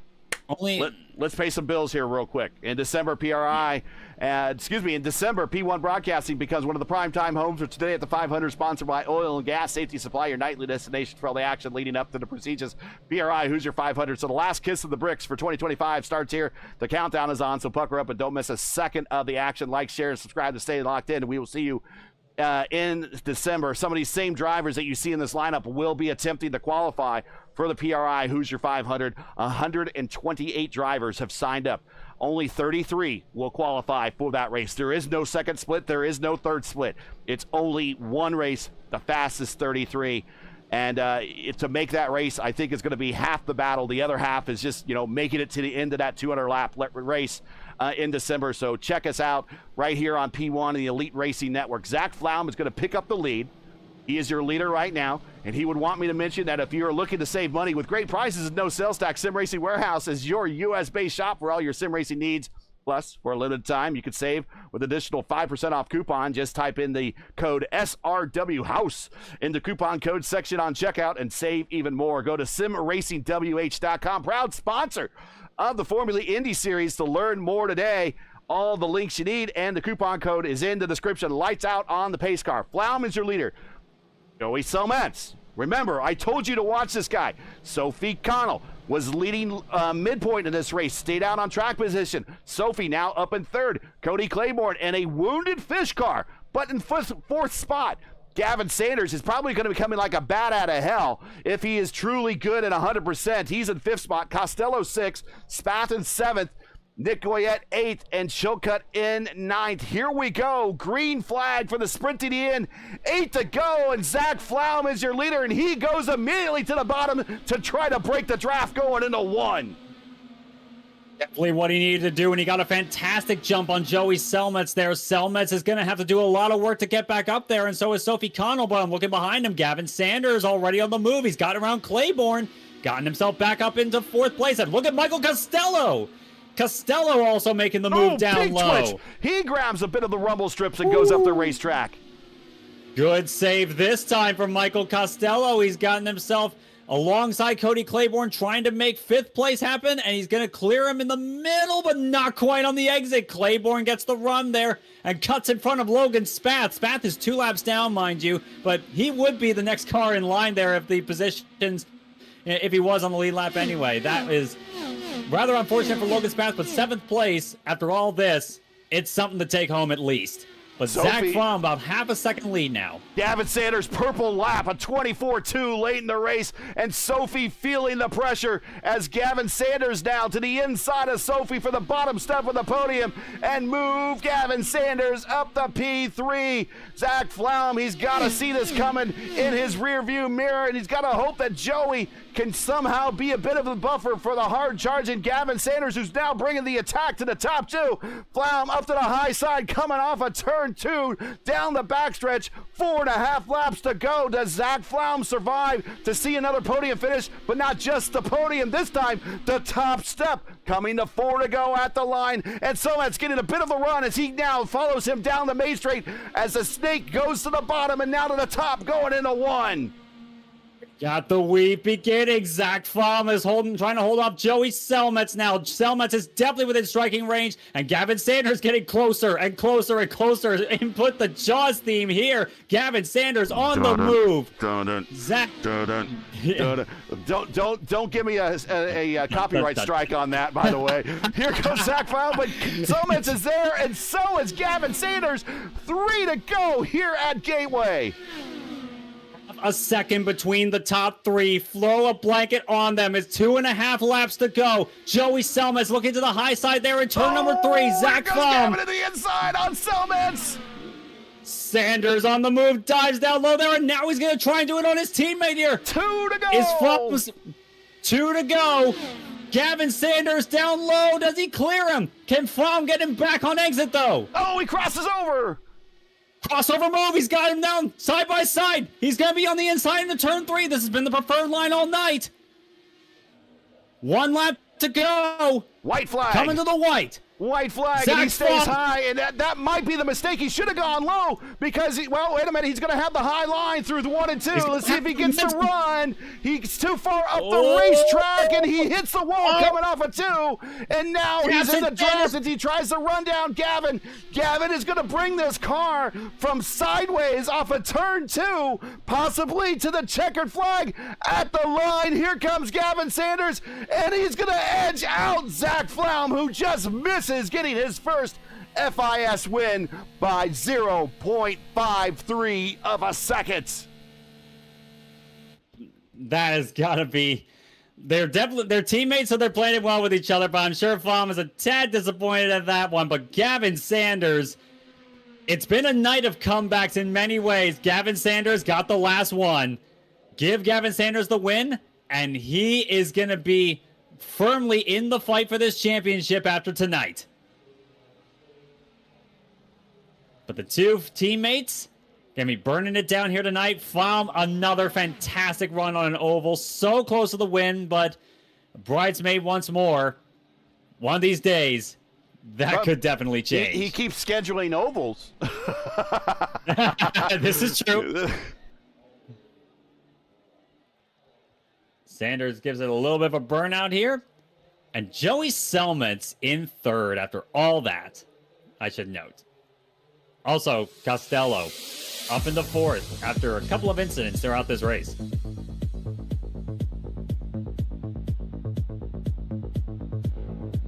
Whew.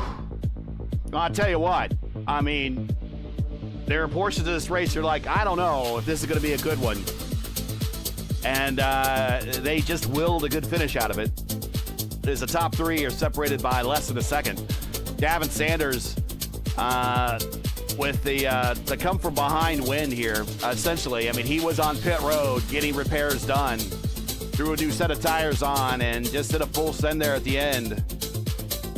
And was able, I mean, Flaum had 43 lap-old tires, and Gavin only had 10 lap-old tires. It kind of, it wasn't fair, but that's how it happened.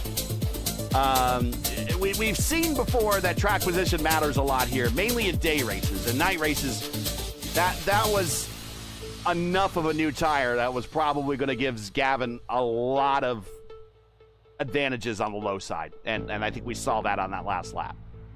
Gavin gets the win. Absolutely. Flaum second, Joey Selmans in third, Costello fourth, Connell in fifth.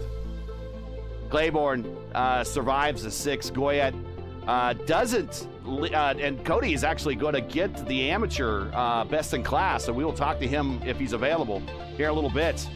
Spath survives the eighth. Chilcutt's not the finish he was looking for in ninth, but still a top 10. Still a top 10. That's the key thing, a top 10. Byron Daly in 10th. We got Gabe, Edwards, Sherlock, Seifer, Miglin, Guerrera, Ingrev, DeFabus, Mundell, Clindy. Just nights all these drivers want to forget. Indeed so. And then Fairborn and Tomba.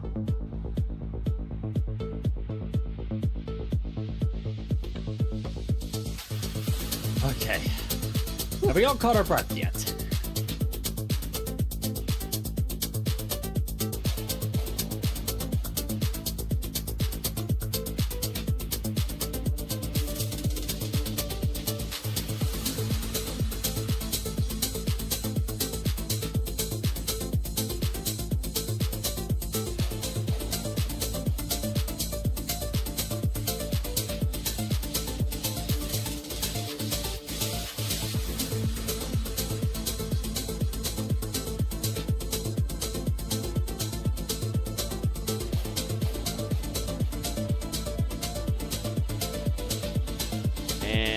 Actually, we want to bring up Cody here first.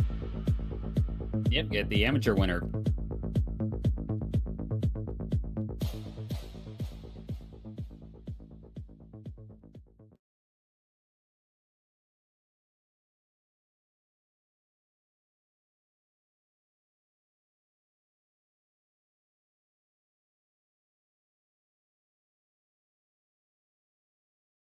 And here is Cody, and we'll bring up Cody and talk about his race.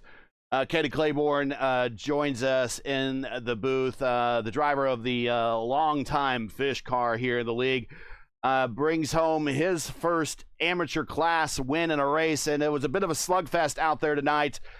Drive to Survive. But were you damaged kind of early on and kind of down on speed all race? It just looked like it was a bit of a tough night for you. Yeah, pretty early on, I smacked the wall pretty good and was probably about a second off the pace. I mean, there was at one point early on where I was thinking about parking it, and I'm glad I stayed out there. We're glad you did too. Yeah, we're glad you did too. Go ahead, Stevie. Yeah, and really the name of the game tonight was survival. I think we can all readily agree on that one there. Uh, but driving a car that's damaged definitely doesn't help the cause, I would think. Um, so the damage you got didn't seem too terrible. I mean, a second off the pace is not good per se, um, but like I guess that drive really. I guess the fact that the car was still really pointing in the right direction. I guess that's what kept you going in the end because you saw what happened early. Yeah, I mean the car felt great still, and it was just the top speed just wasn't there. But luckily by the end, I think enough people had hit the wall that it was some great racing. We were all about a second off the pace. Right. Well, congratulations on your first class win. And any shout outs, friends, family, sponsors, anyone you want to say hi to before we let you go? Yeah, shout out to my dad for watching.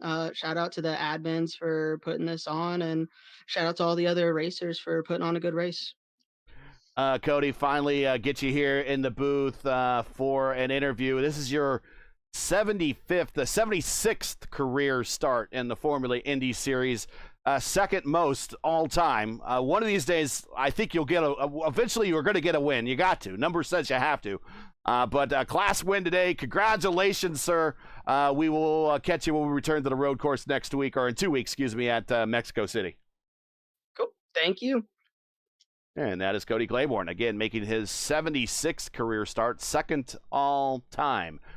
Let's bring up Joey Selmans. And here is Joey, and we'll bring him into the booth right now. Joey, congratulations, P3 today. And I said it very early on when you were kind of guiding your car and putting yourself in a position to get up into the top 10, then in the top 5, and now we're fighting for a podium. And at one point, we're taking a peek at the lead late in this race. I said it very early on. I said that your strategy of what you were doing is very similar to a strategy that I ran here one time in a league, and I won the race in a high attrition race like that. And you were almost able to duplicate that. So thank you for making me look good. But talk about your racer, your first ever podium finish. Your second ever podium finish. I believe you got a podium at another oval before. Back on the podium here at Gateway. Congratulations.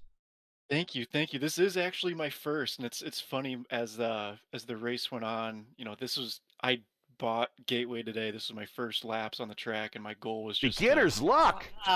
so my goal was just to finish, and then that goal kind of keeps getting moved up, where it's like, what, hey, maybe I can get a top 10, maybe I can get a top 5. And I was joking with Zach at that final restart when the lap cars got moved. It's like, oh boy, poor Zach's probably feeling like Lewis at Abu Dhabi 2021 here, because it's like it's on now and Gavin's in the mix. So yeah, it was super super exciting. I didn't think uh didn't think I'd be on the podium today, but it's a nice surprise, that's for sure.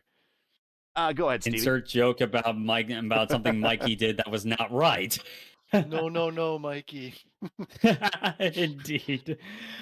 But yeah, like that is quite remarkable. I think that the fact that you said this was the first laps you've turned here at Gateway, and you come home in a podium finish. Sure, it was definitely a race of attrition, and that is definitely opens up a lot of opportunities here. But for I guess for some of the people that really I really ought to know about what the race was like out there. What was and what do you think as do you think you've learned a lot about this track going forward there? And do you think you like it?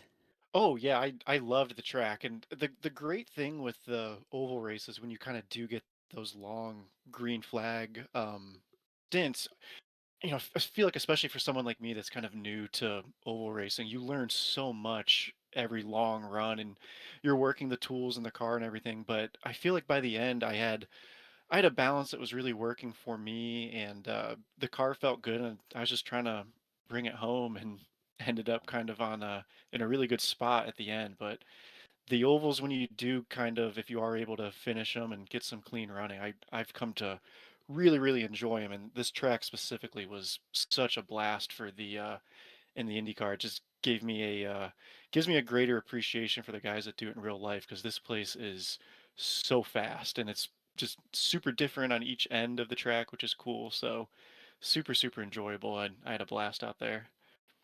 Yeah, you are right. I thought you were on the podium at Milwaukee, but that was Schlosser. But I thought you were Yep. close at Milwaukee. I think maybe I you were had in a the neighborhood. top 5 Yeah. at Nashville Okay. last year. I remember you Had getting another in the battles neighborhood one back, time. so Yeah. Well, I yep, mean, you got to yep. So it feel feels good pretty to be good about back. all that, and even led a lap at some point during this thing as well. So, nearly a complete day for you. Any shout outs, friends, family, sponsors? I know you got the artwork you want to talk about. Go right ahead. Yeah, so all the Stowe Motorsports guys, I really appreciate them kind of let me join the team a couple years ago. Amigos Taqueria, the best Mexican food in Stowe if you're in the area.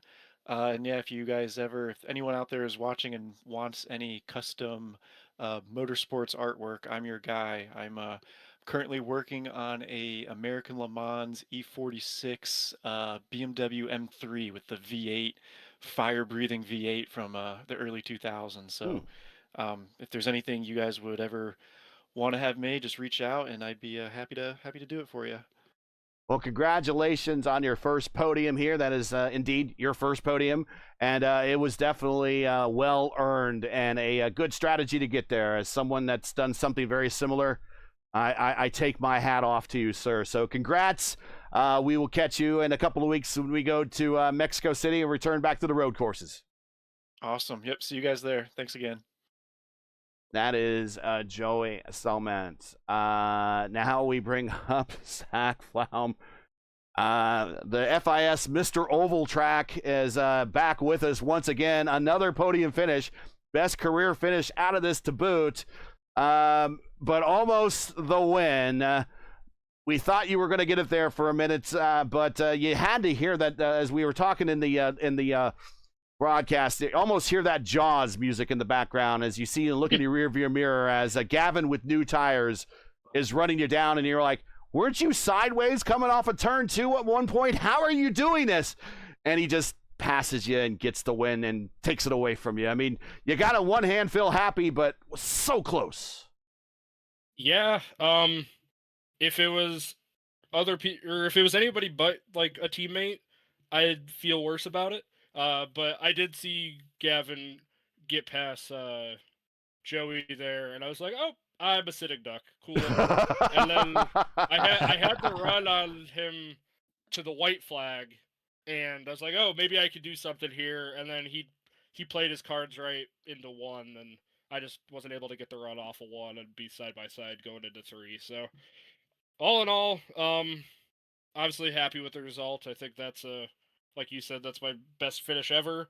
It feels really good to be competitive in this series, specifically on ovals, because I have been doing a lot of trying to put a lot of effort into getting better on those. So, yeah, it feels good. Would have liked to be one step higher on the podium, but I mean, I'm never gonna be mad about a second place in a series that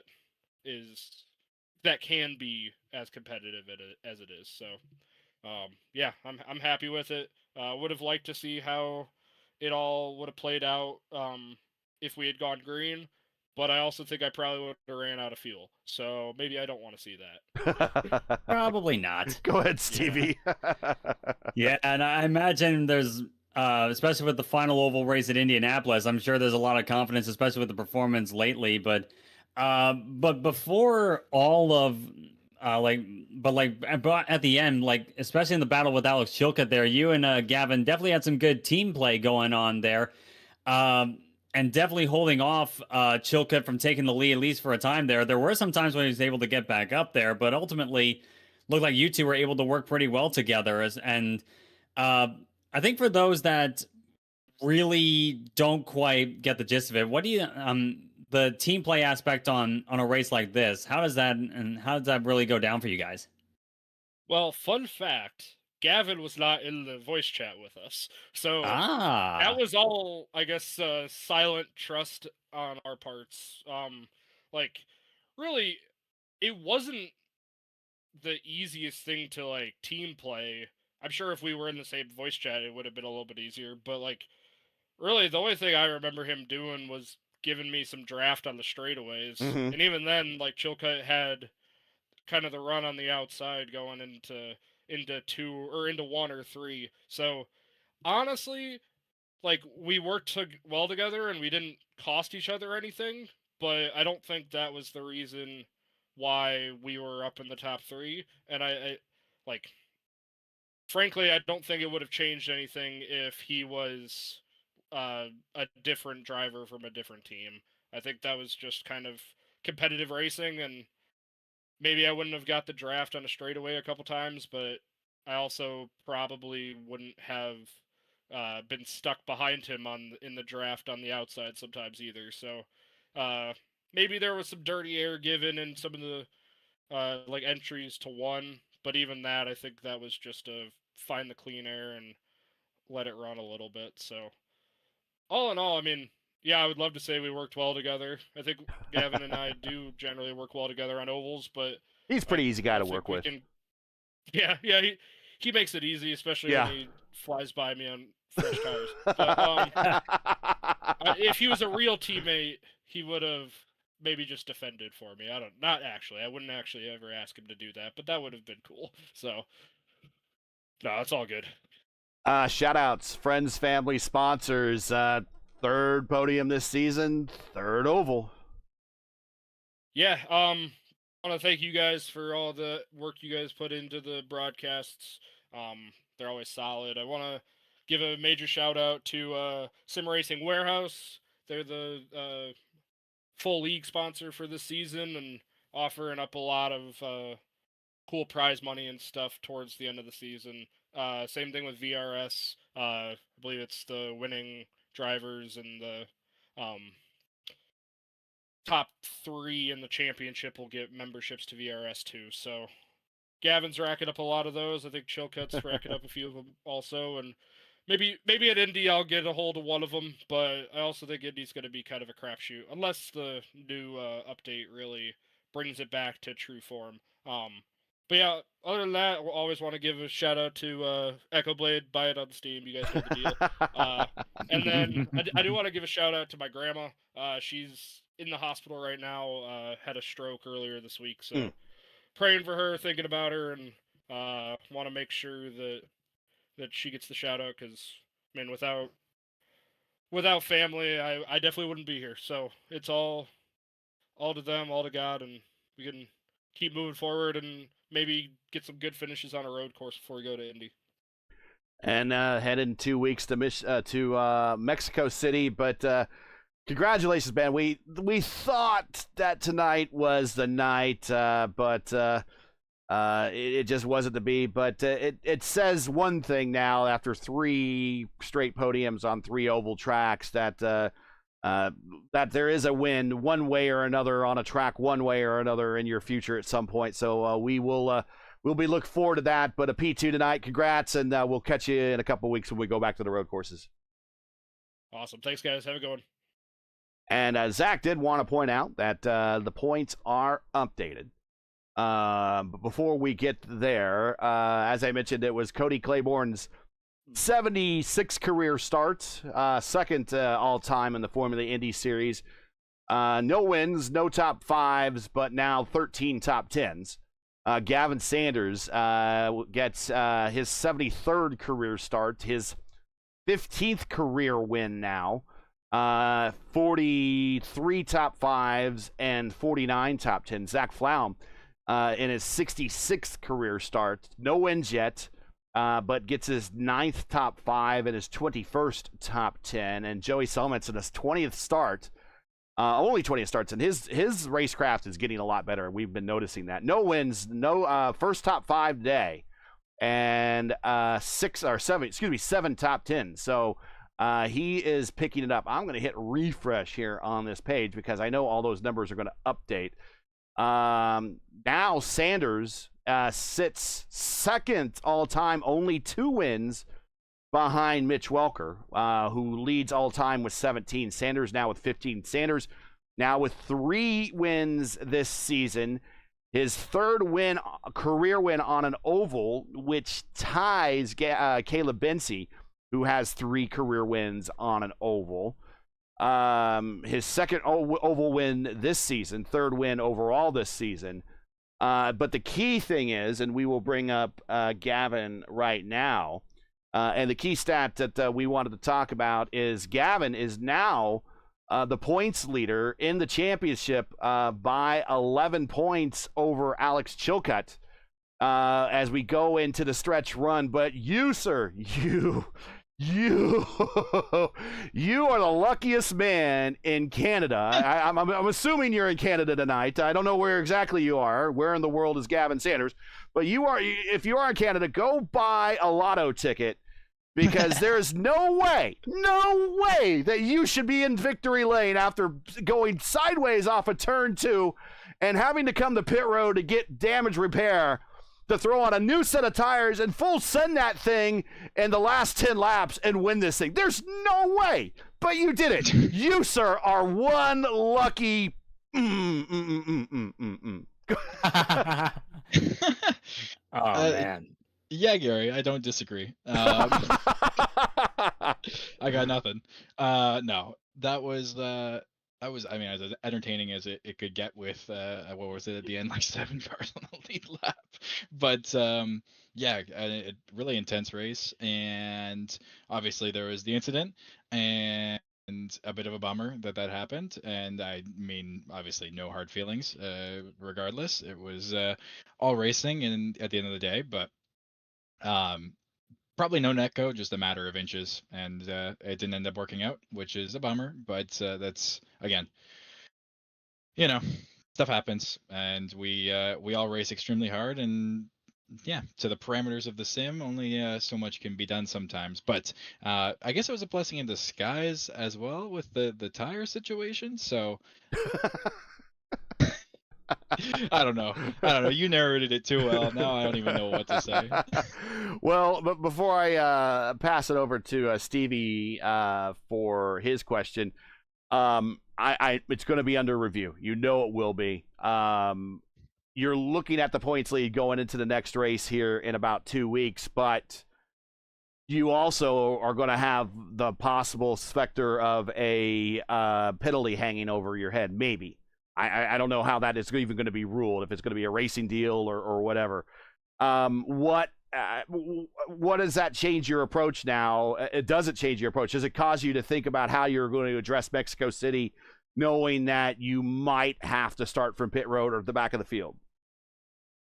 Obviously that's something that's it's a definite possibility. I don't necessarily change anything regardless. I mean, I'm one of the people that probably, if practice was if we were counting practice laps, I'd be on probably the bottom of the list. Not to say that that's anything. Not trying to pump any tires, more so just stating that regardless, I prepare the same way every race.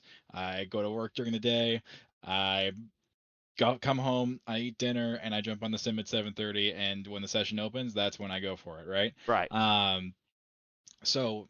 Which was no different than you and I were teammates. So that's that is typical Gavin Sanders. Yes. Yes, someone with very little time and lots of enjoyment for driving cars. So obviously that probably won't change much if I have to potentially qualify very high to get a good grid slot because I'm starting there, or to get a good pit stall because I'm starting there. And then you know what, we'll take the punches as they come and, and move on and see what we can do, right? So Mexico City is obviously a track that I don't think anyone really knows all that well. It's not my favorite, but regardless, I will just be looking to get some points and get on out of there. Stevie. Yeah, there's definitely a lot that can be said about this race tonight. But I think one of them is, I know it was kind of ominous on our end when Jeremy Fairburn had that incident on the pace lap, but do you think anyone in the field knew just how much of a race of attrition tonight was going to be ultimately? That feels like almost like 6 hours ago at this point. Doesn't it? It does. It really does. I appreciate you bringing that back up because that spooked the ever living crap out of me. And I appreciate him getting low and trying to get out of the way the best he could. But yeah, that really set the tone, didn't it? Yeah. Yeah, I guess so. Very, very impressive. I mean, the setup itself today was lent itself to almost similar to pack racing. I mean, you built a run, but at the end of the day, it was no way escaping in terms of the draft and everything like that. The leader was not getting away, or the leader of the group was not getting away. So it was a matter of making the right move at the right time and managing the dirty air and going from there. And obviously that lends itself to lots of cars being within proximity, which sometimes ends up with cars and walls. So very I want to say I'm like shocked, but I'm not shocked really much at all. So I mean, even with the race for the eventual win, or the race on the end of the last few laps, it's all just built on draft, and it's all just pack racing, and you're never going to get away from the other guy. So eventually something's going to happen over the course of 80, 90, 100 laps or whatever, Yep. Well, Absolutely. we know you're going to talk about Echo Blade, so that's fine. But any shout-outs, any other shout-outs, friends, family, sponsors, anyone you want to say hi to? I mean, you said your goal is to get up in here for these interviews, and the last couple of races, not necessarily have always been up here, but you get back up here on an oval race. That's your second oval win this season, third win overall. I was mentioning some of your stats before we brought you into the room. You're now 2 wins behind Mitch Welker for the all-time lead in the series. You have 15, he has 17. And now you're back in the points lead, and we're getting into the stretch run where we're heading to Mexico City. Then we go to Indianapolis, then Brands Hatch, and then we got Watkins Glen in there. So coming into the stretch run of the championship, where we have the 3 road courses and 1 oval, looking pretty good. But there's just a lot going on here over these final courses of these last 4 races. Nothing's a given. So you still got a chance for some all-time records here this season, but the biggest thing is coming out of this is you survived, and you now have the points lead after you've been kind of running them down all season. Yeah, I think it's going to be really interesting. Obviously, an additional oval is good considering the current statistics of the year. Definitely something that will lend itself. It's not my best oval, but we'll make it work. And the rest of the year, I mean, there's only so much you can temper expectations and speculate all you want. I mean, all-time wins record would be ideal by the end of the year, but there are some very, very fast people. So we'll see how that all pans out. But just hope to finish all the races and run all the laps and get all the points I can and do the best I can, and that's pretty much it. It's at the end of the day, there's only so much that's within my control, and I can look at the standings every week, or I can focus on it every day or whatever, but just gotta do the thing, and eventually good things happen, right? So it's a matter of no pressure, just go out and have fun. And I mean, we're all just having fun regardless. So I think it's gonna be a really exciting end of the year regardless. Shout outs, friends, family, sponsors, and Echo Blade. Okay, guys, I mean, if you didn't buy it before, it's on sale right now. It's literally $5. I know some of you spend more than it costs to buy Echo Blade on like a coffee in the morning, so just go buy Echo Blade. It's that easy. Well, I mean, there's also more. Yeah, I mean, Joey just bought this track today, he said. So, I mean, he's already spent more than that to he should go buy Echo Blade. Yeah, I mean, he could have bought Echo Blade, played that, and not raced. So, whatever. Just Beautiful. All right, well, Gavin, where's the waiting room? Congratulations. Just kidding. Congratulations, sir. We'll see you in a couple of weeks when we get to Mexico City. A track that, I guess not a lot of people actually, there might be another one of those that Joey needs to buy as well. A lot of people I don't think have actually bought the track and have tried the track out. So there might be a pretty clean slate for a lot of drivers. Might be to your benefit, but we will see you in a couple of weeks with the championship lead when we kick off the next round in Mexico City. Thank you, gentlemen. Really appreciate it. And as always, amazing job on the broadcasts. We will see you in 2 weeks. And happy Thanksgiving to all those who celebrate in the U.S. My Thanksgiving was a month ago, so suck it. Gavin Sanders wishing everyone the best. We'll just drop him out of there. So let's final thoughts on today, tonight. Again, this race reminds me a lot of my win in the Velocity Online Racing Series here at Gateway. It was actually a Halloween night race, and it wasn't the biggest lineup. It was much like this, a small lineup, but everybody was on pace. And I think it was one of the oldest tire models too of this car. And I don't know, maybe you remember back in the day, Gateway was very much a pack race track.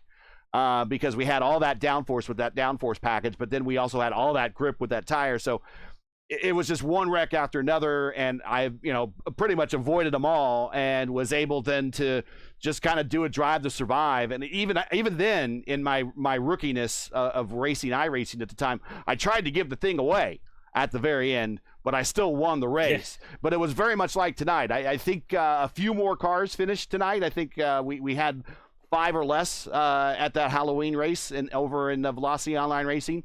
But we were talking about this coming in, and we're like, oh, it's only 22 cars. We can't remember the last time we've seen 22 take the green flag for a Formula Indy Series race. It's been a while since we've seen a field that small. But in hindsight, it was a good race, and it was probably good that we didn't have a bigger field. Otherwise, we might have seen more cars involved in multi-car incidents. I'm inclined to agree. Yeah. And I think this ultimately is still a road-based league, but I think more improvement really needs to be made on the ovals. But Gavin obviously has them figured out. Zach has them obviously figured them out. But the oval races always seem to be these wild card races all of a sudden, where even if you're an oval guy, it doesn't guarantee you a good finish. Because I think at Homestead, Gavin got taken out in an early incident. So even if you're an oval guy, it doesn't guarantee you even a good finish. But I think a series as a whole is trying to add more oval races, but these racers are just not coming to the oval as well as they receive the road courses. So I think that needs to be worked on a little bit as well. But this race, despite having the small field, turned out to be a pretty good race. I would agree there. And I definitely think, because we haven't seen this many oval races in a season in this series. And as you say, it is a predominantly road series. Most of these drivers are road racers. That kind of goes without saying. But I think a lot of them, especially in a case like this, it wasn't so much like impatience or anything. It was just like unfortunate positioning of a lot of things, and some unforced errors in a lot of regards there. So these drivers are really they're really having to jump through the flaming hoops really to get through these oval races in one piece, let alone fighting for wins at the end of them. So it could well be that that it's not quite rubbed off on them just yet, especially with all the different tracks we've been going to so far. Of course, the next oval we're going to is one that everyone is familiar with. It's Indianapolis. So there is definitely some familiarity there to work with. So I think that one will definitely be showing some of the best that these drivers have learned over their time in oval racing. But for the rest of the road races, I think that's definitely going to be I think we're definitely going to be back to our old selves here. Some old fantastic racing. And of course, our first time in Mexico City on a new track to the iRacing service as well. So it's definitely going to be a steep learning curve for a lot of these drivers, I think. But considering how much I like Autodromo Hermanos Rodriguez as a circuit, I think that one can be a lot of fun. I know some of them are saying it's not their favorite, but it's definitely one of those ones that can lead to good races as well. So I'm looking forward to that. We need to bring back Luis Gonzalez Nunez for the booth because he can only say the Mexico City track name in the most proper, sexiest Latin possible. So maybe we bring him back for that. Definitely better than me. But there's the remaining schedule. So we go to we race at Portland for the first time. Then we get Zolder for the second time, Gateway for the first time, Mexico City for the first time. Brands Hatch we've been to before. Indianapolis, obviously, we've been to before, and Watkins Glen we've been to before. So still the big wild card. I say the big 2 wild card races are probably going to be Mexico City because clean slates and not many drivers have been there. In Indianapolis being that an oval, and we've had so big just trouble finishing oval races with big fields. It's always been smaller fields. So I would say those are the 2 big wild cards. So we'll get the schedule off, so I won't leave that up like we have done in the past. But I do want to update everybody on the points. So the point situation is Gavin Sanders leads by 11 points over Alex Chilcutt. Chilcutt is now in second spot. He leads by 64 points over Logan Edwards in third. Tanner DeFabis is in fourth. Then we have Titus Sherlock in fifth. Caleb Bency down to sixth. And I know we got time left, but Caleb is now 96 behind the leaders now, and I don't know if we've taken into account drop weeks yet. But that's basically 2 races behind the leader, so he's running into where his magic number in order to defend his title is I think down to 2 races now. He's got to do very, very well and hope for the other racers ahead of him to have a lot of bad luck in the next 2 races.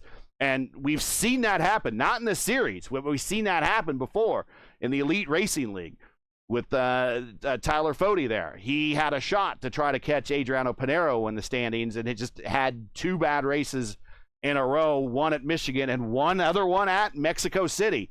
That really cost him the championship. So we've seen that happen before here in racing on with the P1 staff. So we know what's possible out there. We know mathematically what's possible, but Caleb's running out of time.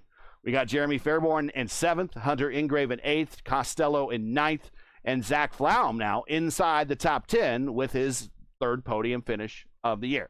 That is your points. We'll have an updated points graphic for you at the start of the next race at Mexico City. I think we should give everyone back the rest of their Wednesday night, shall we? Yeah, it's been a long one, folks. I'm sure you could tell.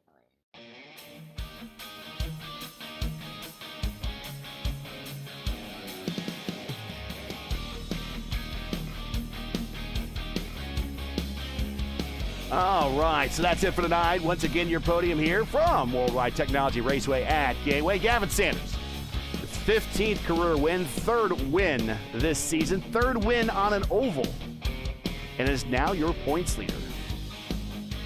And 15 wins puts him 2 behind our all-time wins leader. He has a shot to maybe get it done this season. We shall see. And getting those 2 extra wins and maybe a 3rd win to boost himself in front of Mitch might be a good way to cap off a championship, but we see a lot of racing left to go. Zach Flaum almost gets his first career win. He could have gone down joining Logan Edwards with his first win this season, Chilcutt with his first win this season. Could have been very easily Chilcutt's 2nd win this season. Just didn't work out that way tonight. Coming home 3rd at his first ever podium here in the series is Joey Solmentz with the definitely the Gary Godso strat. And I, again, take my hat off. Anyone that can execute the Godso strat other than myself, that is the way to do it. Join us again in 2 weeks for round 9 of season 8 of the Formula Indy Series. We head to Mexico City for the very first time. Mark Murphy and Stevie Larkamp will be on the call. Coverage begins around 8:20 p.m. Eastern Time. Again, it's 8:20 p.m. Eastern. As remember, as always, for the correct broadcast time in your area, you can find everything right here at YouTube at youtube.com/@P1 Broadcasting. Now, as you know, the YouTube algorithm game is not an easy one, so please help support P1 with the weekly grind. Leave a comment below. Let us know what you thought of tonight's race. And if you enjoyed tonight's coverage, support us by smashing the like in the video. If you're new, click subscribe. And while you're at it, hit the bell for weekly reminders so don't miss out on more of P1's other iRacing programming, including our now doubleheader Monday night, starting at 7 p.m. Eastern Time with the iRacing Indy Open Series Top Split, followed by the Indy Next Road Series Top Split at 9 p.m. So action kicks off at 7 p.m. and continues at 9 p.m. with the Indy Next guys. It's the present and future of open wheel racing on Monday nights, so don't miss it right here on P1. Formula Indy Series is brought to you by Sim Racing Warehouse. Looking to take your sim racing setup to the next level? Well, you'll want to check out Sim Racing Warehouse. From high-quality wheels to pedals and accessories that bring the track right into your home, they got everything you need to race harder, smarter, and faster. Plus, for a limited time, you can save with a 5% off coupon. Just type in SRW House in the coupon code section on checkout to save even more. All the links you need, including the coupon code, are in the description. For business inquiries to learn more about P1 and what we do, like us on Facebook. You can follow us on X and Instagram. You can follow all of our social links on Linktree. You can check them all out in the description. So for Stevie Larkamp, everyone here at Sim Racing Warehouse, Formula Indy Series, and P1, I'm Gary Gatto, the voice of the FIS, saying good night. And thanks for watching. And all of our men and women serving in the military and as first responders, Godspeed, God bless, and come home safe. Catch us again in 2 weeks in Mexico City with Murph for the next race of the Formula Indy Series right here on P1. Good night, everybody.